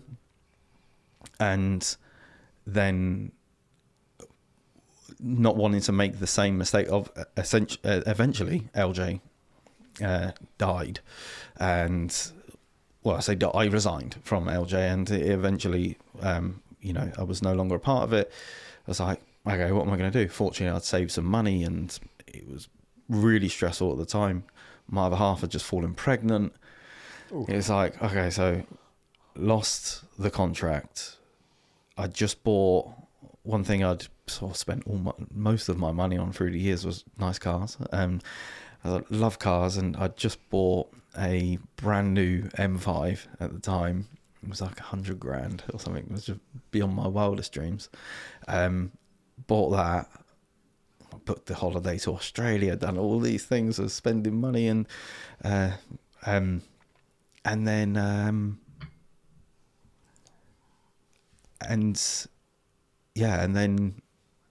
lost it all, and real struggle. What am I going to do? And it's like, well, okay, Verus is operating. It had quite a few customers here and there. It's like, well, okay, but I'm not just going to stand around. I'll go and work for Verus for the next 6 months. I'll just help them, I suppose. And I think my salary as such went down to, I don't know, about 20% of what I was earning in the electrical company. Had to give the BMW back. So yeah, car went back, lost a ton of money on that. Okay, so right, get rid of the cars, right, control my spending, was only earning 20% of what I used to earn. Fortunately, I had some money saved, but it's like, okay, I've got to start this all again. What am I going to do? Again, fortunately, Verus was already up and running. It wasn't very big, but it was a name and it was a brand, and we'd started, gaining more customers. It's okay, I'll jump into this. What have I learned? Okay, eggs in one basket. Okay, let's do everything we can to not do that again. So fast forward, Verus is it's 6 or 7 years old now, and we've got, I don't know, 50 customers. Okay, we've got some relatively big ones that take up some bigger pieces of the pie, let's call it, but constant repeat business, constant new customers coming through. We're kind of in a fortunate position. If, God forbid, if one customer says, okay, we've found a different price or whatever it may be, we're going to use someone else, we're like, okay, it would hurt, of course, but it's not going to kill us. That's what we've implemented with Verus, that it's a lot safer. Don't get me wrong, if a few of our good customers all pulled out at once, we'd be in trouble, but like most businesses. But at least it's not like, okay, if one's out, it's all gone. We're at a stage now where, we've got lots of good customers, built lots of faith in, these people, where lots of repeat business. And it does happen. Some customers say, oh, well, I wanted to use you on the next project, but so-and-so's came forward and they're offering a better deal. We're like, okay, it's a brilliant position to be in, that we don't have to go, oh, okay, yeah, we'll reduce our prices just to keep the work. We're like, well, okay, the work would be brilliant, but no, let's stick to the goal. Let's stick to the plan. These are our price points. These are our ever-growing overheads. We need to achieve this much money, and if it doesn't match their budget, okay, there's no hard feelings about it. Don't take it personally. And what are the other lessons that you brought from LJ, apart from the eggs in one basket? What other lessons did you learn? I think generally, the quicker you can manage people, whether that's successfully or unsuccessfully. Even if it's unsuccessful, you learn from that. I think you could be a one-man band entrepreneur, okay, and there's many of them and they make lots of money, but if you're going down the role of whatever, a contractor business or a team dynamic business, the quicker you can start trying to manage people and learning what to say, what not to say, because it will happen that you'll overstep the mark, understep the mark, and they'll take the mick out of you. I think that's the one big thing I'd learn is managing people, managing expectations and managing personalities, where some lads need a kick up the arse to get going. Some lads really need a cuddle. Come on, we can do this together. Everything's all right, And then I think if you do it the wrong way round, if you cuddle the person that needs a kick up the arse, he's this soft bloke, he's going to take the mick out of you. And similarly, if you kick the soft guy up the arse, the one that really just needs a hug, and go, come on, we can do this, because work's tough. It's rough. Everyone's, no one wants to be there. Everyone wants to be at home. Now, if you're not cuddling the right people, you're going to destroy that relationship and not get the best out of people. So I think that's one key thing, is the quicker you can just try to manage people and learn along the way, which you will, you'll go, oh shit, shouldn't have said that. Or, I was too soft, I was too hard. I'm still doing it now, I haven't perfected the art of it, but I don't know, I must have had, from the beginning of LJ to now, I must have had a turnover of, but like over 200 staff members, which have had to try and understand and see what gets them ticking, and see what, what incentives have they got, what goals have they got, try and, keep them, heading forward, and, staying on the team, staying faithful to the project, which, that's one big lesson. And I think it's really tough, where like Verus or LJ was my baby.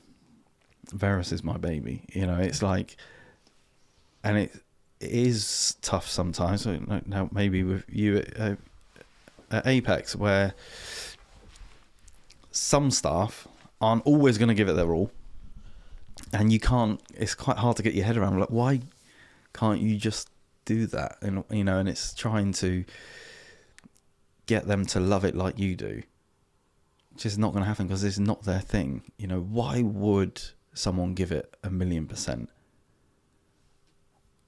to make you richer? If you can't actually give them somewhere to grow to and actually bring them along the journey, then why are they really going to bend over backwards? So I think it's that constant, looking at not only your future but their future, because without them you ain't going nowhere. So unless you're setting targets and saying, one day I want you to be managing your own team, one day I want you to be managing the operation, if you're not pushing that, they're not going to give it all. So I think learning how to manage people, that's what makes the business, and as a byproduct, you make money. I've met some really, really smart people, through the years, and they just can't talk to people. They just can't get people on their side. And if you can't get people on your side, that's your employees and the customer. If you can't get the customer on your side, you can't even get any work. That's very wise words, and I think one of the perceptions I want to try and punch through, with everyone's story, is that running a business, being an entrepreneur, a lot of it, or most of it actually, is about servitude. It's servitude to your clients. Obviously, you need to serve them with your product or your service or combination in exchange for, obviously, money. You need to serve your employees to make sure, as you say, they're incentivized in the right way to work well in the way that you want them to, based on your vision and your culture. You're serving your suppliers and making sure that they get paid on time. And if they're not going to get paid on time, why and how that works. And then serving yourself and trying to make sure that you are in that mindset and that growth, etc. And we get it all the time. I think we were joking about it before. Like, you know, you're the business owner, you're the boss. You should be able to take half a day off here and a day off there, and go home and spend time with the kids and the wife and or the partner, and, you know, do what you want. And I mean, you and I both know, and the guys that are business owners listen to this, they'd say it's the complete and utter opposite. Is that you're working so hard for other people that and one of my biggest flaws is that I forget about myself. That last element, because you're so busy looking after everyone, making sure they get paid, or that they're in a good mindset, or they're being looked after, or like their clients if they've got an issue, and then you forget about. For me, it's like my own health, or like, you know, sleeping well, or like going to the gym or whatever, or you forget to like take time out and just kind of rest a little bit, because things are fucking exhausting, and like, you're knackered, and you're too busy kind of looking after others, but you have to serve yourself as well, because that's what enables the whole ship to still run and move, and if it needs to turn, it turns, because you're the strategic mind and vision behind it. Yeah. So it's a small business ownership is not, a medium-sized business ownership as well is not about you becoming the boss to then be able to do whatever you want. Yeah. There are some amazing moments, don't get me wrong, like especially getting to do this and meet great people, but also you have a great client, they give you you know, like a little gift to say thank you for being how amazing you are, or like you go on nice lunches or whatever. Like there are obviously those moments, but it's not like next week I can take all next week off and it's going to be fine. Yeah. Like, it's not happening. You need to approve things. You need to pay people. You need to, even if people are managing those, you might need to still have a process around it. Like, not everything is always without your input. Yeah. No matter what size of business. People talk about processes and like growing and stuff, and obviously, yes, that comes. But at some point, you know, even if you're turning over 5-10 million quid, you're still heavily involved in the business. Yeah. So, if you're not ready to serve, if you're not ready to help other people, be kind, help, you know, really make them feel like you're supporting them in their growth, then you can't get employees, you can't get clients, you can't get suppliers on board with decent discounts or whatever. It's just not happening.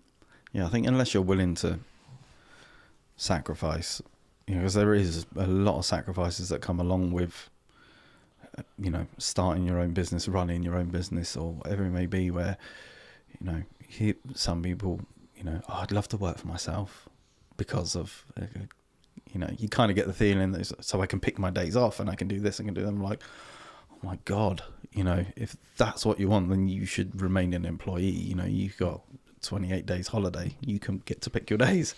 It's way more holiday than I ever take every year. But yeah, it's when... Yeah, it's as you know, a lot of other people that are running their own business, is Jesus, there are no any days off. And I think unless you're giving it your all, it's okay, it may work, but it's not going to exceed. The reason why you start these business ideas, or these, whatever it may be, companies, it's generally because you want to really grow, or you don't want to be where you are. You want to, you know, exceed that, and you have to do it. You've almost got to sacrifice. There's so much. Not trying to scare people away from doing it, because it is amazing to be able to run your own show, let's call it. But if anyone thinks they're going to do it and just because it's all fun and games and you can pick your days off, and you know, these Instagram entrepreneurs that just, you know, only show the highlights of how amazing it is to be your own boss, it's a lie. It's there are the few that have, you know, no doubt some companies that have built some insane companies in whatever sector they're in, but I'm yet to meet any director of a company that's chilling. No one's chilling out. No one's having days off. What's really important is that when you're working the hard yards and like you're on a Friday night, 7 o'clock, 8 o'clock, you're doing your 7 accounts, you're checking your fire doors. Like, what's actually motivating you to be there? And there's the financial reward, which does come at some point. Yeah. Hopefully. Yeah. At some point. But there's a real like drive to want to do that work, to deliver, to honor your word. If you said, I'm going to do this by this date, or to keep within costs or whatever you're doing. But what's subconsciously or consciously keeping you there instead of enjoying a few drinks with a few mates, or I'm sure you get the calls from your partner or from mates on even a Saturday night. Do you want to go out for dinner? And you're like, oh, I'm sorry, I've got to do some planning for this. Or there's many weekends I've had to cancel or not even attend because I've had to do something, and it's really, and I still look back and go like, do you know what? Maybe I would have a couple more extra friends if I did build those relationships and spend time. But what's motivating me to still do the work is because there's something above you or beyond you that you want to be able to obtain and keep, and we all have our own goals and visions and what we want to achieve. And for some clients, when I sit them down and I go like, what's actually motivating you? Sometimes it's just money, and that's fine.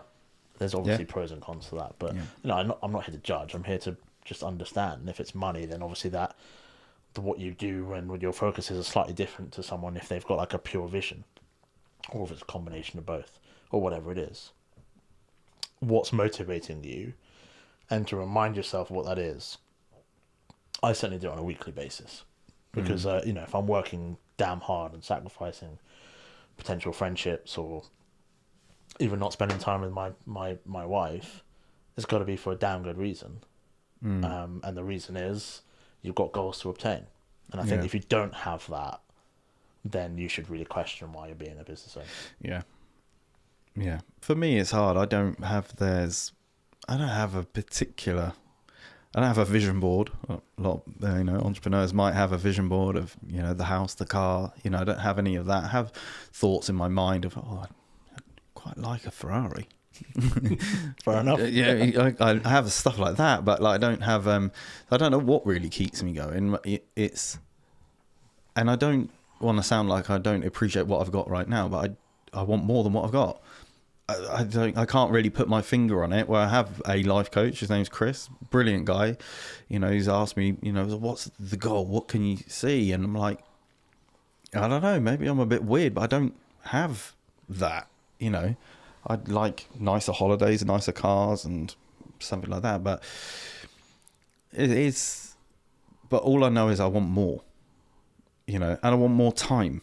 It's not just money. I want more money that will inevitably give me more time. I want more time off to spend with my son. I want more time off to spend with my other half and family, But yeah, I think I kind of tormented myself about not having a vision board or a clear sight of like, so-and-so's pushing because they want that Lamborghini Huracan or something like that.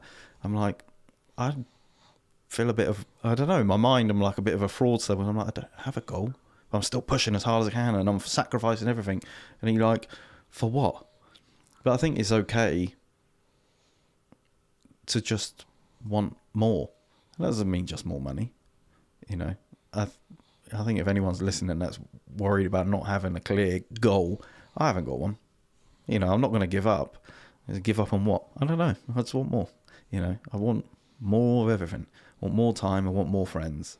I want more money. I want more holidays. Sadly, everything, most stuff that you want costs money. But it's not the case. You don't want the money. I don't want cash sat there. I want more money to do stuff. I want more experiences. But but I don't know. Even say, well, what experiences? I don't know. I just want more money to then decide. So I think that's key thing. For years, I sort of worried me. I'm like, keep trying to I will get a vision board, and I'm like, I don't know what to put on it.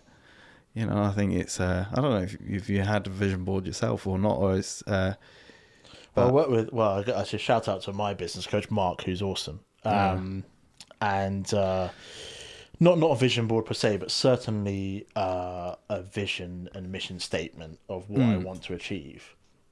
Like with this podcast, for example, is to make SMEs, in this country or maybe even around the world, that 1% better or that one level above than they currently are by listening to stories like yours or picking up little principles from some of our content, just so they can take that little bit, hopefully that little nugget, and use it to improve their lives or engage in their lives.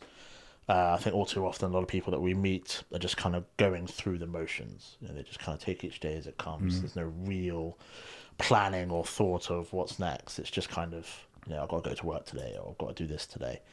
And I want to try and help people to think beyond that a little bit. I also think SMEs are a massively underrepresented voice generally. And I think that it really pisses me off that they don't get a bigger seat at the table. I know it's hard to represent such a disparate group, but things that come out, for example, like the recent Labour budget, has literally killed small businesses, and every business owner within 10 seconds of hearing that budget would have had their heart sinking and their stress levels go up another 10%, 20%. But it's not the politicians that deal with it. It's people like me and you deal with it, because you have to navigate the employer's national insurance increase that's coming in a few months. I have to help my clients budget through it. I know there are clients that don't want to hire people or more people this year because of that. And I have to work through them and be like, no, punch through the perception, because here are the numbers and here is what it really looks like. Or I've got a couple of clients that actually they've got pretty large workforces and they're probably going to go out of business. So it's, and you're talking 50, 60, 100 jobs plus. And you sort of sit there. Sometimes I try not to get too political, but sometimes I sit here as an accountant and I'm like, what the fuck? What are they doing? What did you not spend 5 minutes speaking to a handful of business owners? How it might affect them. How it's going to impact them. But it's not. But the thinking is, there was a fudge around the employer's national insurance, and it's going to be the employers that pay, not the employees pay. But the money comes from the same fucking pot. Like what? There's not some mystical money pot for employers. Yeah. It's one pot that we all share, and it's and you sometimes sit there, and you've had it before, and I've had it before. I haven't paid myself for a month because I want to make sure my guys are paid first, or I'll delay my salary payment by £1,000 a month just to make sure that I know there's a little bit of cash flow to pay a couple of other bits, and then I'll take my share. Yeah. Or sometimes you want to invest more into the team because that's better for all of us long term. Then put it in my back pocket.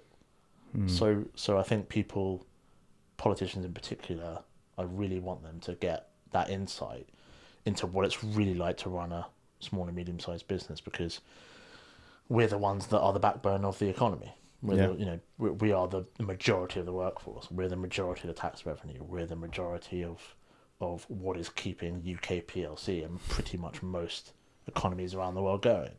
So why aren't you catering for us? Yeah. And so part of what I'm trying to do is also to highlight some really key points that the government needs to pay attention to. Not saying that I would be the perfect representative, but I'm a pretty good one with our client base and the way we try and do business. But it just fucks me off that people just don't spend 5 minutes thinking about the impact, thinking about how people are going to manage it, just asking an open question. Okay, if we increase your tax bills by 5%, how's that going to impact you? What would you do? And having an open, honest conversation, because business owners will give you that honesty. And actually, a lot of business owners, believe it or not, are happy to pay a little bit more tax. Yeah. But if they're going to get something back, it's a two-way street. Yeah. It's a two-way street. If I'm going to pay for something, what am I getting out of it? Because that's how my clients feel about me. I mean, I like to think I have great relationships, but at the end of the day, if I don't deliver my service, they're not going to come to me. Obviously, they're not going to pay me my money just because they like giving me money. It's not how it works.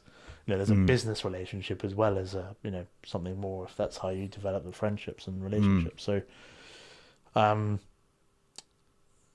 when you peel it all back to the Friday nights and the Saturday nights, or sometimes even Sundays and New Year's Eves, and whatever it is, what motivates you? You kind of had a little thought in the back of your mind, like, no, I've got something to help people with. Yeah. But you also have to be a little bit insane, I think, a little bit crazy. Yeah. And I'm sometimes envious of some people that have no interest of running a business, and I don't think there's any problem with not wanting to run. I know quite a lot of people that are employed in good positions, brilliant money, brilliant lifestyle. You don't have to be an entrepreneur or run your own business to be happy or to make money. I had no choice because I had no grades. So I had to make my own business. I had to employ myself, because no one else was really going to employ me. Fortunately, it was Steve. He felt like Great. Steve sounds great. Yeah, Steve had no choice because he was Terry's best friend. He's like, listen, you fucking better sort him out because he's on his arse. He's on his own otherwise. But yeah, I think, I am envious of some people that are employed that they can literally 5 o'clock. Okay, I don't. It's not always going to be the case, but they can turn off. There's no turning off with running your own business. Okay, there might be the odd times and days where everything's running, plain sailing, and everything's fine. But those days are to be, a few and far between.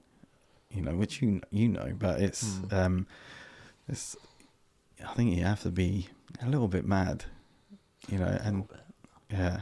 But I think that's part of it, right? It's this why, like, you want to do that thing, even though it's a little bit crazy. But that's if you're willing to do what others aren't, willing to do.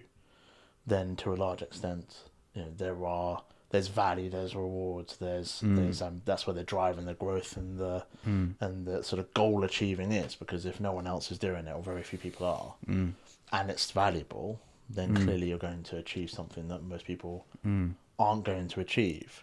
And so it's one of these points where it's important that people realize why they're doing something. And it's not just oh, I'll make more money. No. That's what motivates you, then fine, but then use that as much as you can. But it does fall apart pretty quick for me anyway. The financial reward was great, but then after a while it's sort of like the money comes in, but it also goes out pretty quick. Because you're paying for good people, you're paying for better software, you're paying to better advertising and marketing to try and get bigger clients. You're wooing bigger clients, so they cost that little bit more as well. So it's all just part of the game. Yeah, there's one thing I kind of wish I'd touched on before which I think is really valuable to people that might be listening and setting up or growing. My last two, LJ was set up with a friend, done really well. Verus, there was originally 3 of us. It's only 2 of us now, but one of them has resigned and moved on. I think the power of partnership is unbelievable. Like, if you've got a friend that's on the same wavelength, you might be your best friend or you might be your missus or your boyfriend. If you go into a partnership, you're not going to do twice the amount of work. It's going to be more than that, because you can bounce ideas. Because when you're on your own and you sat in the office going, should I be doing this? Should I do that? Should I do this? You stall. Now, if there's 2 of you, you bounce ideas. Now, not only are you using both ideas, you bounce off each other, you're more productive. You're not doing, it's not just 100% more, because there's 2 people. I honestly believe it's like 300-400%. And it will accelerate the business quicker than you could possibly imagine if you're on the same wavelength. The problem with that is, which I found, is quick success. Now, it's very hard to navigate that relationship when you come up with this idea of a business together. You're on the same wavelength at the time, right? Let's just go hell for leather, see where it goes. The chances are, if you've got a good business model or you're offering a good service, it's going to go far quickly and you're going to make lots of money quickly. That's when the dynamic changes.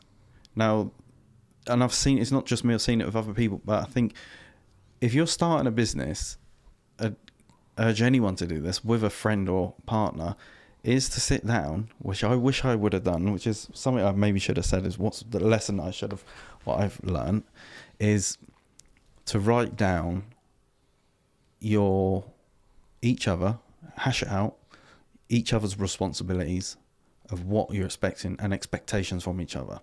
Right. So me, you, Rohit, we're going to start a business tomorrow. Okay. So we're going to base this on a minimum of 20 hours a week. You turn up on X days.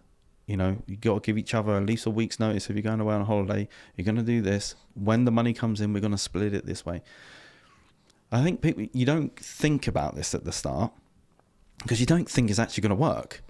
It's all a bit of a gamble. You think, oh, wait, we'll cross that bridge. But you quickly, there's 100 grand, 200 grand, 300 grand. All of a sudden, there's lots of money coming in and out. And all of a sudden, priorities change. Or your friend or partner or someone else has a baby, let's say, because they've met a new girl. And their priorities have changed. Okay, so there's two guys that started. One of them's met a girl and eventually in 3 years, you know, whatever, she's now pregnant. His priorities are going to change. He's going to want to spend more time at home. But you're going hell for leather at work. Now, you should have these conversations before you even get going. And most people wouldn't, because I think they think, we're just chancing our arm. We're going to start a business. Hopefully it'll make some money. If it doesn't, whatever. A lot of businesses don't work out. But if it does, I've lost a lot of friends. Fucking lot of friends. You know, whether that's in management roles or partnership roles and stuff like that. You know, and it's all because we didn't really set out. We didn't know where it's going to go. Okay, no one does. But we didn't really set out each other's roles and expectations. You know, and then it got too big too quick. And then we were a bit lost. And it's like, okay, but we're making loads of money. Someone's going to take some time off. You know, it's a two-way thing. You know, it could have been me as well. But I think if you can have that conversation at the beginning, you know, if you've got faith in starting the company, you got to look ahead and think, okay, when this becomes an excess, not if, when, what's the dynamic then? You know, and I think is really key. Okay, it's different. If you're starting out on your own, you got to have a conversation with yourself. But if you're starting out as a team of 2 and 3, you're all the same on day one. You must establish everyone's roles and responsibilities, because with the right mindset, that business is going to be catapulted. If you've got 3 people, you're as strong as 5 or 6, and all of a sudden you're going to be going from, you know, 0 turnover to $1 million within, you know, a very short space of time. Then all of a sudden, then you're going to sit down and talk about, oh, I thought we were only doing 30-hour weeks. Huh? Of course we're not. Then it all starts falling apart and you end up losing your friends. You know, I'm not saying don't go into business with your friends, but I think definitely have that really hard conversation. Even if it seems wild, you say to your friend, right, so once we've got £1 million in the bank, okay, you might have 0 at this point. Once we've got £1 million in the account, what do we do? Like, your friend might go, are you nuts? You're crazy. But it could happen. It can happen.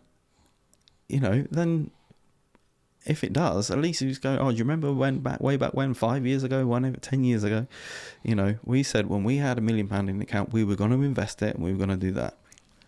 And agree to it, sign something, you know, hold each other accountable. You know, remember at the beginning when we started this company, we all agreed to a 30-hour week, 40-hour week, whatever it is. You know, and then I think it's so valuable to do that. You know, and I could have avoided a lot of heartache, you know, not just for me, but for my friends, for everyone, a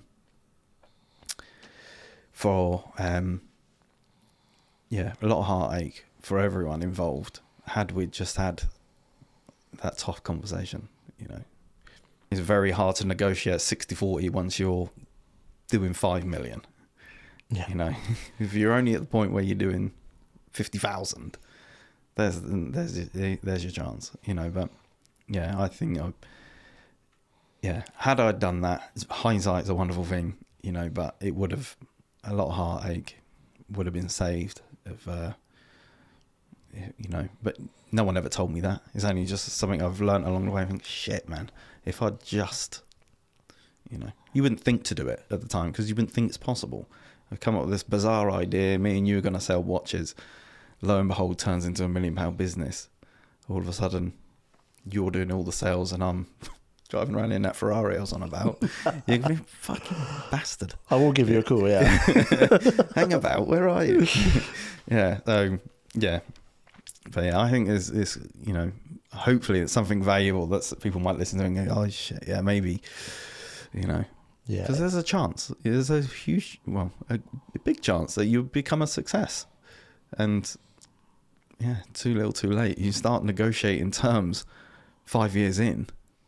Because your friends and go, I thought we were friends. Well, you don't trust me.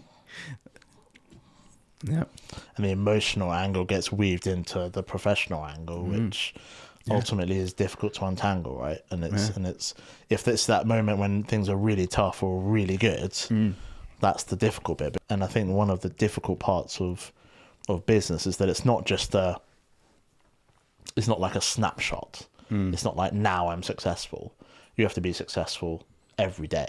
You have to do it every single time. And yeah, you can have the odd off day.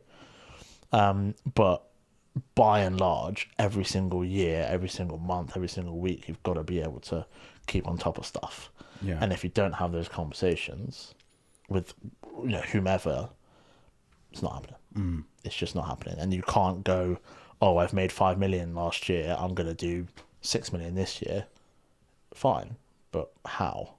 And I don't think it's actually a case of working. You can't work harder every year. You just burn out. You need to become smarter. You need to become more efficient. You know, and I think, like you're saying, but if you're not working on efficiency and programs and systems, okay, but you might get to a point of, you know, as a company, and you're doing £1 million turnover with a 20% net. Okay, that's pretty cool. You know, if there's only 2 directors, let's say, or, you know, or you're on your own or whatever, Jesus, you've done all right. Oh, yeah. You know, and it's not a case of consistently innovating. It's, you know, it's making something that's sustainable and potentially reviewing your costs so your customers don't look elsewhere. But yeah, it's earning huge amounts of money. I think people, you know, got this ultimate goal of, you know, I'd love to be a multi-millionaire. I'd love my company to run multi-millions. I know electricians that are self-employed, you know, making 80 grand a year, up to 100 grand a year. Like, that's fucking good. Unbelievable. You know, there's most business owners aren't earning that. I'm not earning that. And our company's doing multi-millions. People might call me out for lying, but it's not. You know, some of the lads that work for us are earning more than me. Some of our top fitters are on really good money. You know, sometimes they're on price, and sometimes, you know, whatever they're doing, they're on some serious good money. And, you know, you haven't got to create this massive multi-million pound beast to be successful. You know, it's, you know, you can be very successful and well off by not being a business owner, being a self-employed, you know, person, whether that's a hairdresser or plumber. You know, can still make some serious money. I think to anyone to think that they failed because they don't have a business or employees, you know, wildly wrong. Employees are a nightmare. Not all of them, but it's, you know, it's not, you know, a lot of people say, you got, there's sometimes around 30 people that work for various contracting in and out. They're like, Jesus, 30 people, I mean, you must be killing it. Oh my God. I'm like, I know people that have got 2 employees that are doing better than us. I'm not saying that we're a bad business, but just, you just because you've got multiple employees, I mean, that's not the sign of success. You might look it from the outside, but that's 30 people that you got to manage and look after and pay the bills every 2 weeks or a month. It's I think someone to set out going, I want to start my own company so I can employ people.